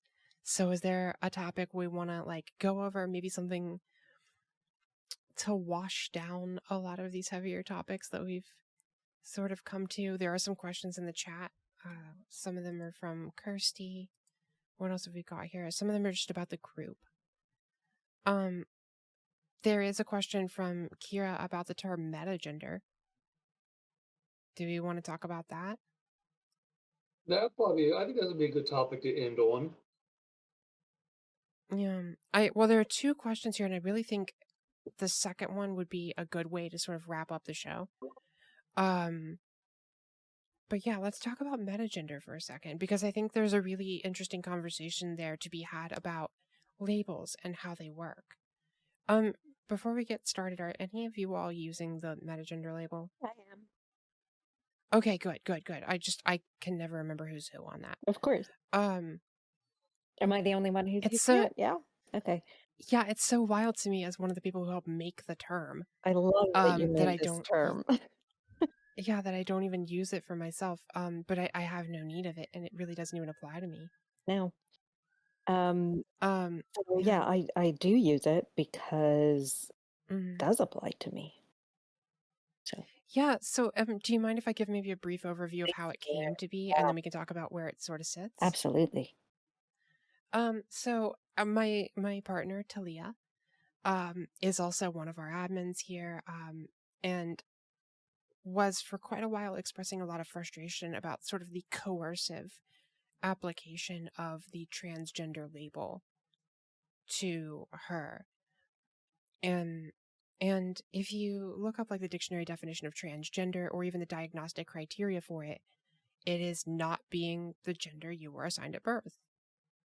And that is a very wide net that includes such a huge range of experiences, right? And the thing is, earlier in the podcast, and 4 out of 5 of us here doing this right now are trans women. And trans women receive a lot of the visibility medically, in abuse, in media. Really, the visibility is so much higher right now for trans women. And especially like a lot of the medicine, right? And so there's this real narrative of transness that's been created out in society that primarily centers around trans women. And it's like if you ask any random stranger on the street what a trans person is to them, they will most likely talk about a trans woman. And if they're relatively informed, they might know that trans men exist. And if they're even more informed, they might know that non-binary people exist, right? But like, my experience as a trans woman is so different than a lot of our non-binary friends. And there's really a lot of folks who don't want to take part in the culture of transness that way, or that how would you say this, Andy, that media presence of it, that narrative of transness that's been created. Yeah, for me that has been a part of it. Yes. And there's been a lot of people who have taken up the metagender label in my life, which I'm really every day just so honored to see people really caring about that and using it. Who, how do I want to put this? A lot of it was them worrying about taking up space from my narrative, which that doesn't track to me. I think the word is as big as it can be, like anybody who wants to use it can use it. But that concern, even that concern existed, tells me how strong that narrative is, and that some people would want to reject it and not be included in that narrative. So, so anyway, we spent like, I guess, a week or two, going through my partner's sort of existential crises about this label and about gender and the nature of it. And we ended up coming up with metagender as an alternative to transgender, which is, dictionary definition. It is not being the gender you were assigned at birth, but also not being transgender. And the canonical definition for this can be found on our website at wantalearnmore.com. Little plug there. Well, words are fun, right? Because like the and I think there's also somewhat of a generational difference between how different people use words, because I've found that like, lots of people that are in, their mid 20s to late 30s, that millennial sort of generation, um, is very non-prescriptive with label use, and labels are less about like how perfectly you fit within a definition and more about what that label represents to you, um and like and that includes those political and philosophical elements of those descriptions. While I've found that lots of the Gen Z people that I come across see labels in a much more prescriptive way, where it's like, okay, if you do X, Y, and Z, then this sexual identity or gender identity or whatever identity is It's like the on you. label that you should use. Um, and it's and like it's not necessarily always generational, of course. There's like a lot of things that go into Yeah. it. I know that like um especially among us who are neurodivergent, the need for labels that like make us feel seen and make us feel like we're well understood is really important.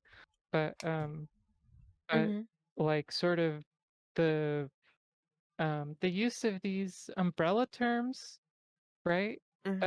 Represents not only our identity in a definition sense, but also in a political sense, right? Yeah. And like when you look at it that way, it makes a lot of sense to have another label, Yeah. for people who aren't falling under that Sort of umbrella political from a identity. political identity perspective, because like their experiences might not be exactly the same as ours, even though by literal definition, if someone wanted to be super prescriptive about it, they could be like, oh well, you weren't identifying with the gender you were assigned at birth. Yeah. But really, like, it's not about prescriptivism, right? And I think that over prescriptivism can be harmful to people's identities. And I think also like the forceful application of the transgender label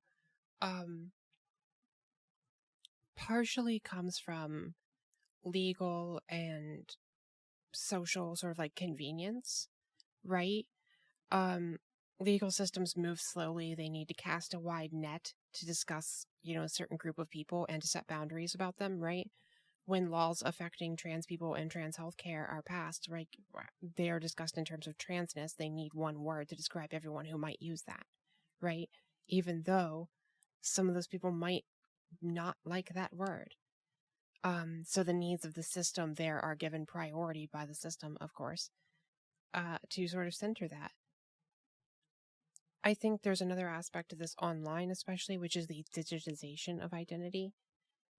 I would be shocked. I really have no other way to say this other than I genuinely believe that the micro labels that we are starting to see, and metagender is not one of these. I don't think.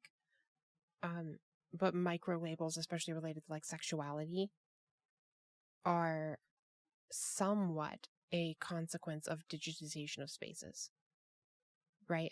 I think there's a reason they ballooned with the internet, and because, before it was like LGBTQ, but you had your one gay bar, right?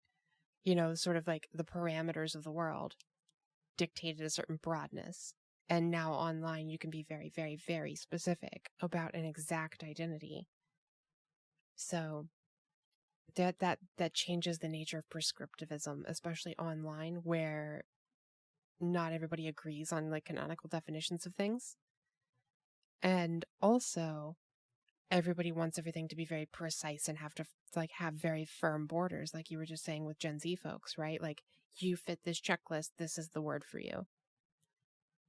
So, Right, which also, like, again, like, I know, like, I'm like a broken record on this, but like becomes a white-centered conversation again, right? Because like it's all of this all of this stuff that's in like, largely academic language and like isn't respective of different dialects or different ways that we all learn to describe ourselves and to describe the world. And like and I noticed that like in a lot of LGBT discourse, there's a lot of this prescriptivism, and like the way that it is sort of taking the way that one group of people uses a certain word or uses a certain label, and then trying to force this sort of universal language standard on everyone else, right? Um, which and like we know where that goes and how that and where that Yeah. leads to, right? So Yeah. yep. Yeah. But Andy, so I think we've gone over sort of the more technical aspects of metagender. Absolutely, and beautifully. But I want to hear your sort of like your experience in using the word for yourself, but also how you feel about it, Well, actually, how I feel about it has so much to do with everything that Unity was just saying. Again, like I have such a complex relationship with my own identity that I have a very complex relationship with labels. I have been labeled in so many ways my entire life that I resist labeling. And at the same time, I find comfort and liberation in choosing my own labels. So it's all really very complex and very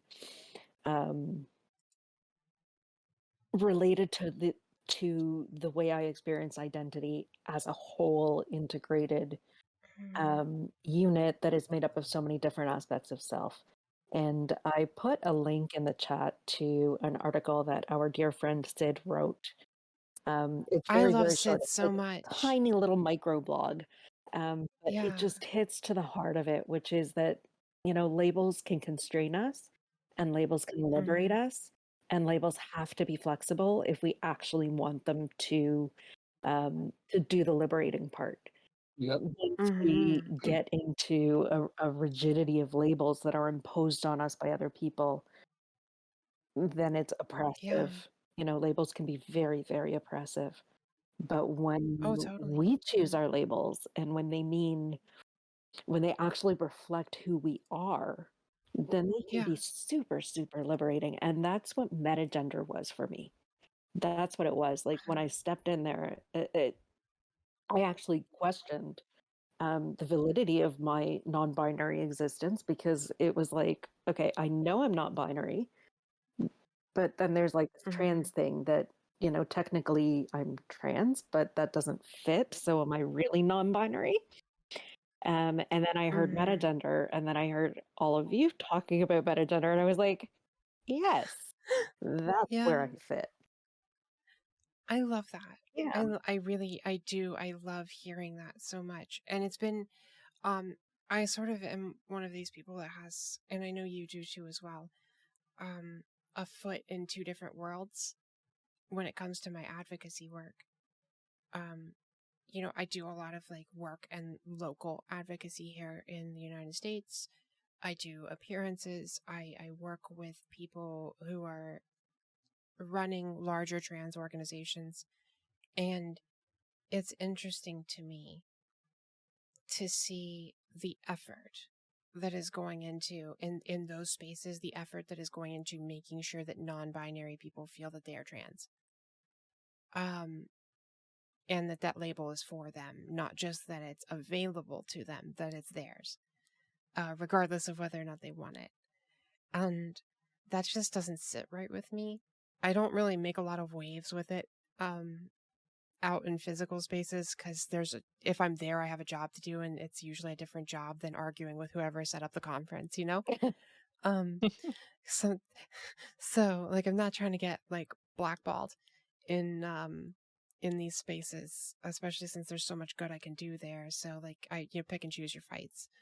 But it is interesting to see how much effort is going into expanding the tent as much as possible to making people be included in transness, whether they want to be or not. Yeah, and that's it, right? It takes away our agency, and that's never okay. But I think Yeah, it I think that back agency is important. to that earlier point of, again, why our group is different.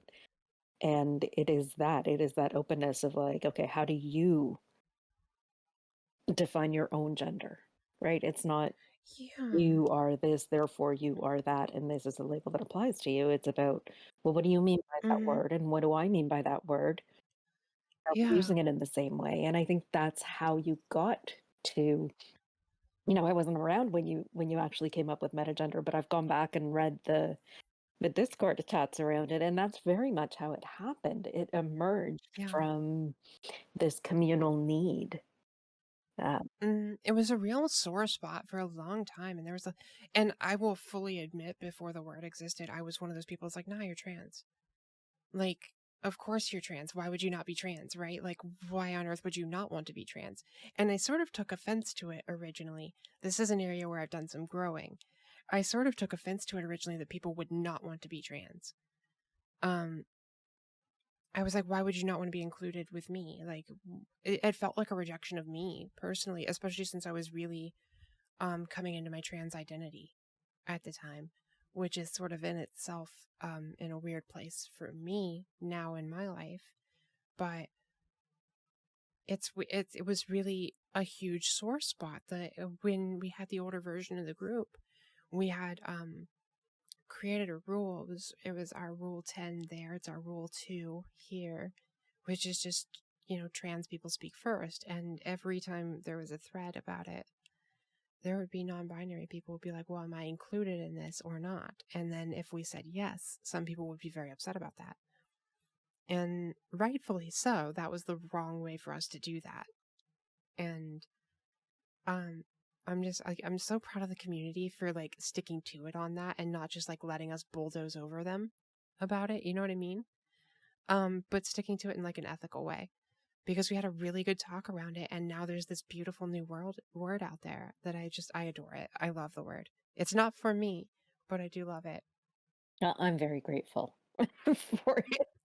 And I think that brings up like a really like getting back into like this discussion about labels, like you were talking about with gender. One of the things that I love telling cis folk, especially, cis folk see trans people especially, and then they start to have their own little variant of a gender crisis. Like, oh my God, I don't have this connection to gender you do, and is something wrong with me, right? They sort of panic. And I've had to explain to a few of them, like, somebody in our community might have the exact same gender identity you do, the exact same one. That's possible. The exact same relationship to gender, all of it, they're basically a clone of you, right? And that person might choose to call themselves cis or trans or metagender at any given moment. And all of those options would be perfectly viable for them, because there's no like hard rule here that says where you cross one into the other. So like two people can be standing in the same place and make a different decision based on their perspective. And I think that's really beautiful, but it also terrifies cis people who feel like they need that firm definition. So that's always fun. Yeah. Metagender just adds into Yeah, that. it's very hard for people who depend on their understanding of identity to categorize their world and their place in it. Yeah, and that's the thing, is I always try and reassure cis folks. I'm like, I think this may actually be a pretty decent note to sort of like start ending the show on, because this is a big topic. We can cliffhanger into the next one. But I always try to tell cis folks, like, in how do I want to say this exactly for a general audience and not somebody I'm just talking to? The reason a lot of cis people don't have a strong association with gender is because they don't need to, right? It's just been sort of cast onto them, and they were able to integrate it well, and they don't have to think about it. And so they don't have a strong connection to it, in the same way that after a certain amount of time riding a bike, you really don't have a strong connection to riding a bike. You have a strong connection to like being able to pop a wheelie, right? It's a totally different perspective of like I think of it very much in Maslow's hierarchy, right? You have that level of security in your Mm. gender, and you And I just get to think that move it's on. like, oh, sorry.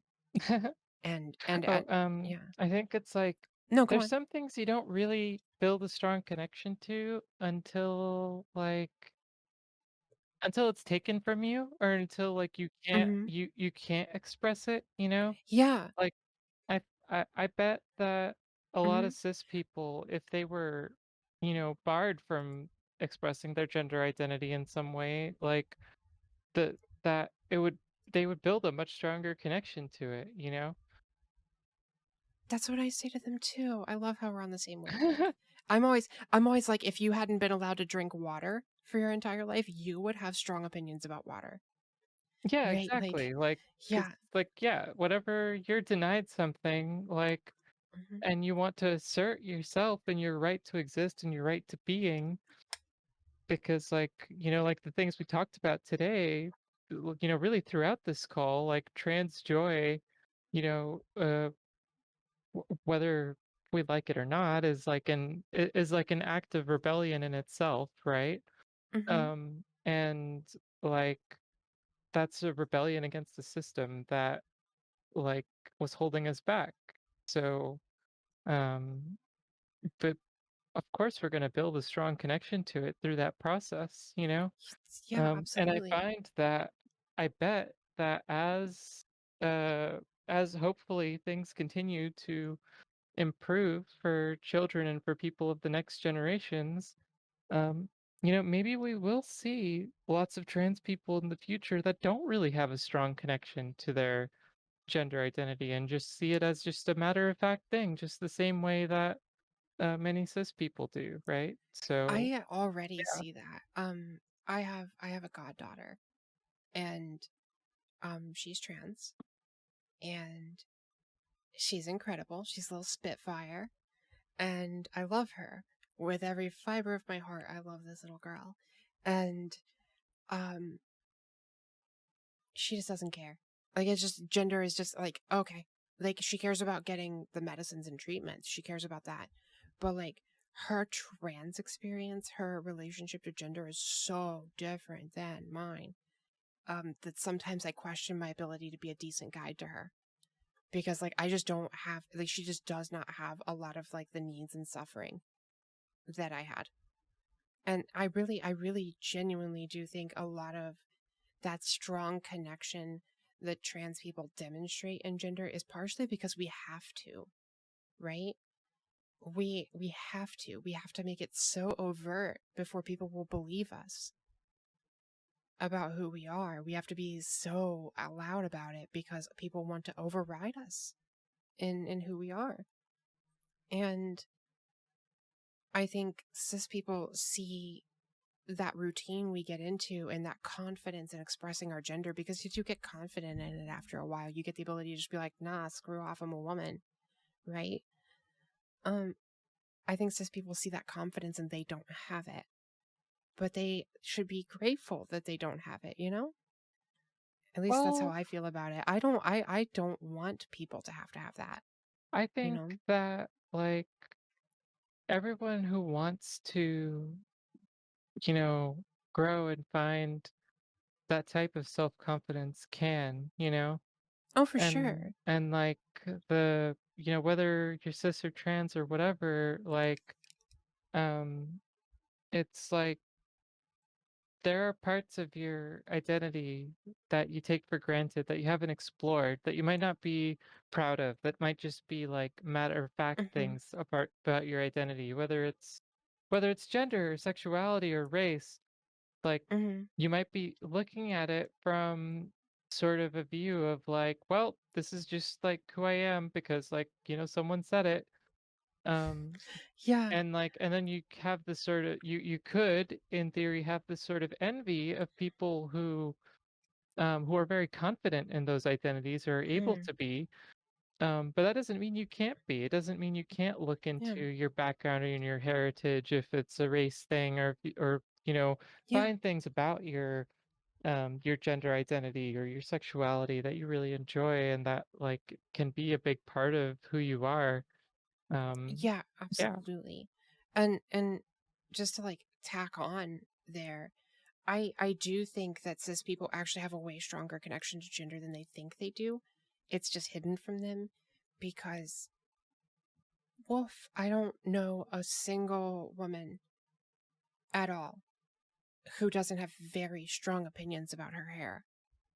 Whether it's short, long, whatever, hair is a very intentional place that gender shows up, right? Every cis person I know has strong opinions about that and how that makes them look and how that makes them feel. I think men that I was around growing up knew what it felt like to have somebody try and take that masculinity away from them, take that womanhood away from them, right? To emasculate them. They know that doesn't feel good and they don't like it. So I think they do have a stronger connection to gender. It just really only shows up as like a defense mechanism when something bad happens. Does that make sense? It makes so much sense. And I just wanted to jump in from my anti-oppression educator perspective. Whenever we do identity work, there's always this light bulb that goes off in people's heads when we talk about personal identity. There are a lot of exercises that we do around it, and one of them is to think about, okay, which of your identities do you often think about, and which ones are just kind of there. And there's really strong patterns there that the identities that are accepted by our surroundings, by our social circles, are the ones that we think about the least. So it's not really very surprising that cis people would not think about gender at all. And I'm seeing a couple of comments in our chat here that I think are worth pointing out as well, is that agender people don't feel any connection to gender. I want to make that distinction. That also is something that is important to consider when we're talking about these labels and our relationship to them. So that's a thing I want to get to, is actually the agender label. And I see Remy is in the chat. So Remy, if you want to just pop in, you can do that. You have that power. You have that role in this server. But when I say not feeling that strong connection, what I mean is exactly as I've said, right? I have noticed that with agender people in our server and that I know personally, and one of whom I love very much, there's this separation from the concept of gender that sort of shows up. And I think that's an important distinction, and it can be subtle in a lot of people because it's often described in the same terms because the same symptoms show up, as it were. It's not that there's anything wrong, but I don't know another way to describe the way that we can sort of identify that, right? A lot of times the descriptors, the technical ways that we would pick one apart from the other. Agender can look a lot like a cis person who just doesn't understand their relationship to gender versus just not having it. And I think that I wish I knew a reliable way to sort that out. Yeah, I think actually one of the ways we can, well, not that we can, because we can't sort it for others. But I think one of the supports that we can give is actually giving people this framework of, do you worry about not having a gender? Because every person that I have personally seen, and Remy's up on stage, so Remy can talk more about this. But every person that I've seen talking about being agender has questioned their gender. Again, it's not what they understand to be acceptable in those circles. And so there's always that conflict between, is there something wrong with me? Am I not what I'm supposed to be? Yeah. So I'll hand the mic over to Remy now. Yeah, Remy, do you want to talk about the agender experience a little bit? I can. I just feel bad because 20 minutes ago you said you wanted to wrap things up. That's okay. You can make it up to me later with just a food or money. I'm kidding. I'm kidding. Please don't give me either of those things. I could really order $20 more of bubble tea again. That was really kind of you. I was having such a bad day, and the boba tea made me feel very nice. They wouldn't deliver it if I didn't order $20 worth of stuff, and I was like, well. All right, here we go. All right, so That's a lot of agender. bubble tea. Agender. Yeah. Yeah, that's a thing. So how would you, as an agender person, like create this distinction? Where does the confused cis person stop and agender identity like begin in your estimation? I don't know. Good. I'm glad we all don't know. Because like I'm not a confused cis person, and Yeah. I've never been a confused cis person, right? So I don't know. But like for me, I guess I don't necessarily feel like anything's missing. Like if I were to be like, let's think about gender, it's just like nothing's there for me. But I also have aphantasia. Yeah, so that seems to be a might really not be a common good. theme. Wasn't there a thread about that recently in the group? I've been sort of in and out because of my surgery healing, but I feel like there was a really good conversation happening somewhere on I think that was in the olden times. oh yeah, about the correlation between aphantasia and agender identity. Yes. That was not this group, but yes. Yeah. That was a thing that happened. And it was really interesting how many people I'm not sure how many of those people were like specifically agender, but at least non-binary, where the question was asked, like, is your inability to visualize literally anything have anything to do with your like lack of gender? Or I can't remember how exactly it was phrased because it was such a long time ago, but something along those lines. I've had a test that I've given cis folks. It's not really a test per se. It's just one of the few things that seems to be a pretty decent discriminator between like where these two things end or begin. And the only way that it sort of does give them a degree of comfort in whatever their answer is. And I call it the grandpa test, which is to say, look into your future, imagine yourself getting old, and you have grandchildren if you want them, or that there are younger kids in your life somehow. And like, is it okay for them to be referring to you as a woman or a man? And how does that make you feel in that context? Like at the end of your life, right? You have this sort of like role in their lives. And I find that that tends to be pretty revealing because a lot of cis people will be like, no, that sounds fine. Like, so that's, I always guide people. I'm like, just pick your labels according to what's going to like not make your life absolutely miserable for no change, right? Like you can go with whatever labels you feel suit you, but don't disrupt everything for the sake of feeling like you need to disrupt everything. Do you know what I mean? Yeah. Yep. And I think so. So I think the grandpa test has worked out pretty well. A lot of people are like, no, that sounds fine. I'm like, well, there's your answer. Like if you could live the rest of your life and die happily as a grandma or a grandpa, then that's probably fine for you. Sorry, my husband is making noise in the background while I'm recording. I heard. Are you recording? Yeah. I didn't say that. Maybe we can try and edit It's this out. okay. in post. I didn't tell him I was recording, so that's on me. This is entirely your fault. Yeah. Yeah. So I mean, do you feel like we're sort of getting in the right aura here? Because like agender, I have a gender. I have a very strong gender. I feel a sense of connection to it. I have felt a sense of connection to it since I was a child, right? Mostly because I was not allowed to have that connection. And it feels like the agender experience when we're having this conversation in the group or even here in the server is about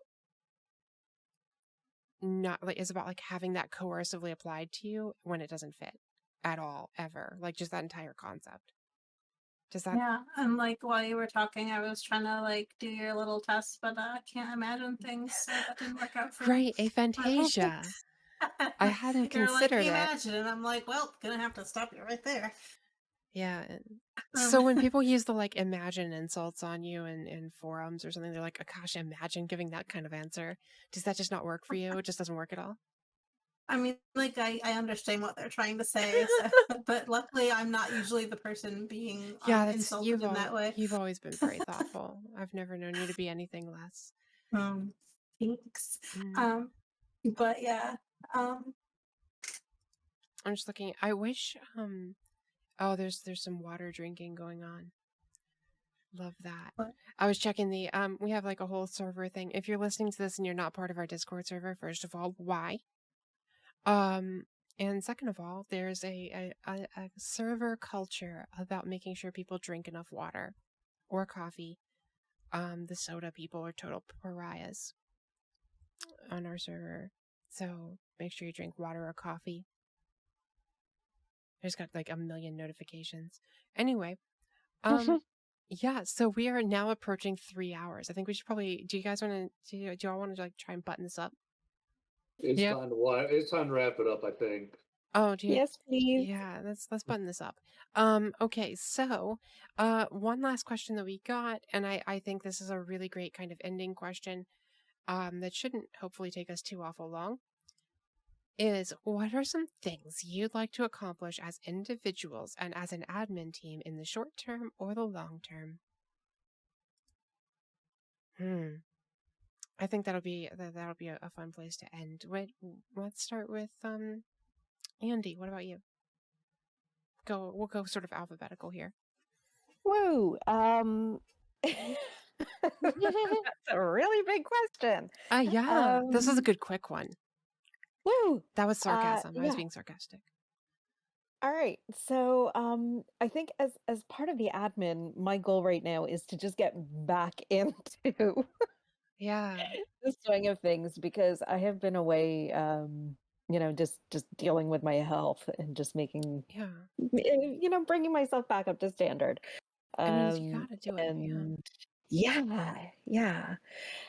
So that's what I individually want to do as part of the admin team is to come back on. And I'm still really excited about the possibility of us creating an advisory group where we have people with different perspectives and identities to bounce things off of, so that we can get a broader and more inclusive perspective on some of the more difficult questions, like some of the things that we've been talking about tonight. Yeah, I want us to have that too, because I really rely on a lot of a lot of people of color in my life who are also advocates to sort of give me good guidance, and I would really like us to have that as an infrastructural element to the entire team. I think that's really important for us to have that like outside voice. Let's see here, going alphabetically. Delenn. And long term in the group is continued growth, and the faster the better, provided we get good quality people. Yeah, we love quality people, and we're so blessed to have so many of them. Oh, absolutely. And the speed the group's growing is absolutely phenomenal, and thank you to everybody. I'm so proud of everybody. Every single person that tags our group and brings new members in, a huge thank you. I'm sure the others will all agree with that. On the personal side, I hope to accomplish getting facial feminization at some time, and I'd like to get into better living situation, because the UK's not a good place to be a trans woman at the moment, as we're made out to be public enemy number one, by our media at least. So I'd like to improve those situations and hopefully free up Spoons to be a more active mod in the future. Yeah, I hear that. I do. All right, well, I guess it's my turn since I'm next in alphabetical order. On a personal level, I want to finish my book. I am working on 3 different books, and I'm so close to having this first one done. I'm putting the final touches on it and finishing some final outlines, and I'm so excited to get this book out the door, because it's the book I wish I had had when I was a child. We talked earlier about like not having the language to communicate your transness, and I really think for a lot of young trans girls especially, this book is going to give them that language and also give them a pick your own adventure style roadmap to their own personal transitions. Or at least give them a place to start and the tools that they need to make good decisions, which are tools that I didn't have. So I'm proud of me for the work I've put into that, and I want to get it finished. My surgery has taken more out of me than I expected. And I hope I can finish it on time, because I gave myself an arbitrary August timeline. And I want to do it. For the group though, so then, first of all, I love that you said growth, right? I do want to have us keep experiencing growth. I want to see us branch out. This podcast is part of that.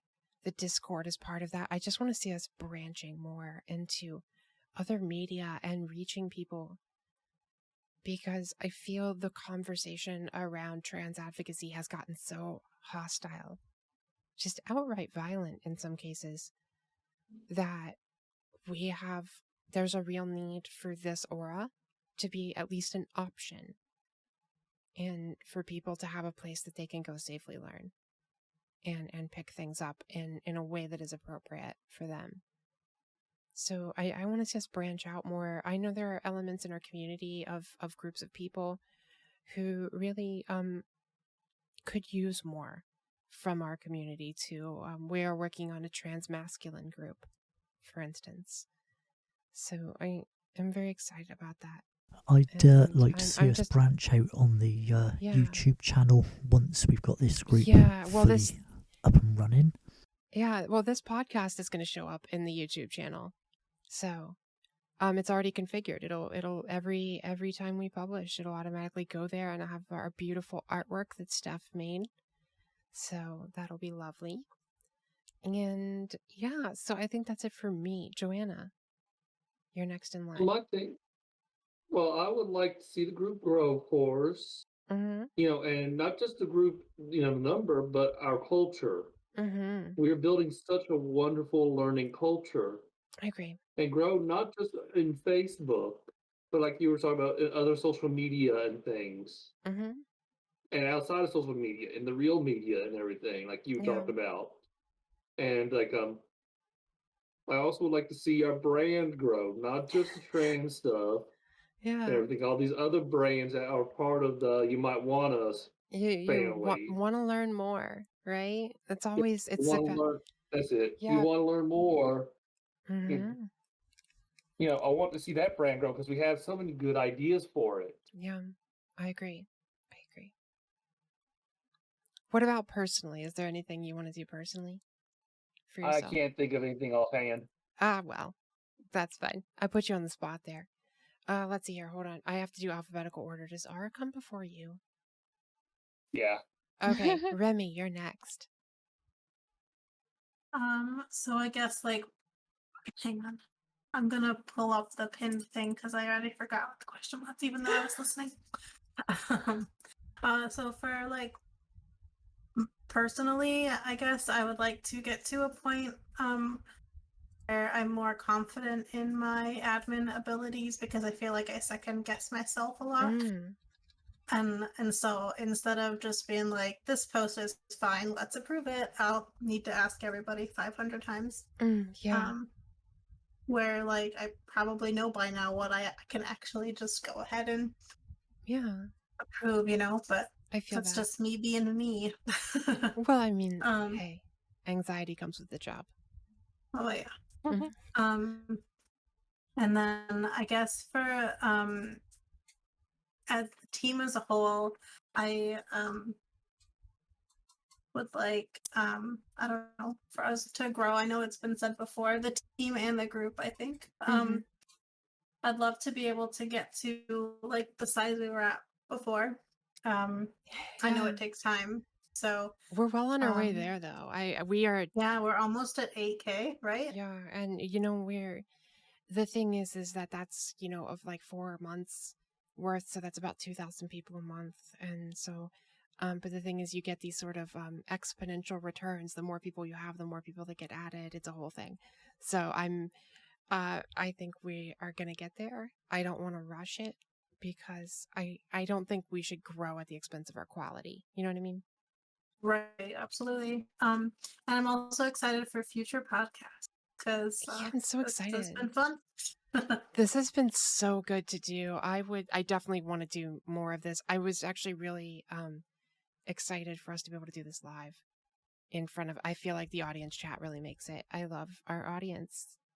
Yeah, I was excited to see this like pop up as an option a couple weeks ago. I was like, Yeah. wait a second. Yeah. The delay was worth it. All right. And that brings us to Unity. Me. Yeah. Yeah, so yeah, I love this format, and actually this is the kind of stuff I'm looking forward to being a part of, Oh, that's because great. like, well, especially with like the way that my ADHD process makes me process things, it helps a lot to have like set, days and times and deadlines and things like that, where I like Oh. have to do a specific task, right? Um, so it's, and like this falls perfectly into that type of category, right? Where I can show up at a specific time and know what's expected of me. But yeah, like Yeah. like, of course, all the things everyone has said, like the group is amazing, and it played a huge role in my own self-actualization. So I'm anything I can do to sort of help other people who need that sort of help is something that I want to be a part of. I love the things you all have just said. I love them so much, and I'll tell you why. Like, everything you all are saying is about growing and helping and paying it forward, right? Like, I grew here. I literally, this community is inseparable from my trans story. It has been a part of it from the beginning, and all I want to do is give the gifts that this community, even in its previous iteration, gave me early in my transition. And I think that's the case for a lot of people, even folks, I don't know who in our audience chat has really benefited this strongly from our group, but I hope it's a lot of people there. I hope a lot of people are benefiting from it. And I'm just so proud of all of you and this community. I'm going to start crying. Okay. We did talk about how I'm on my period, right? So this is really your fault for making me answer this question, Kirsty.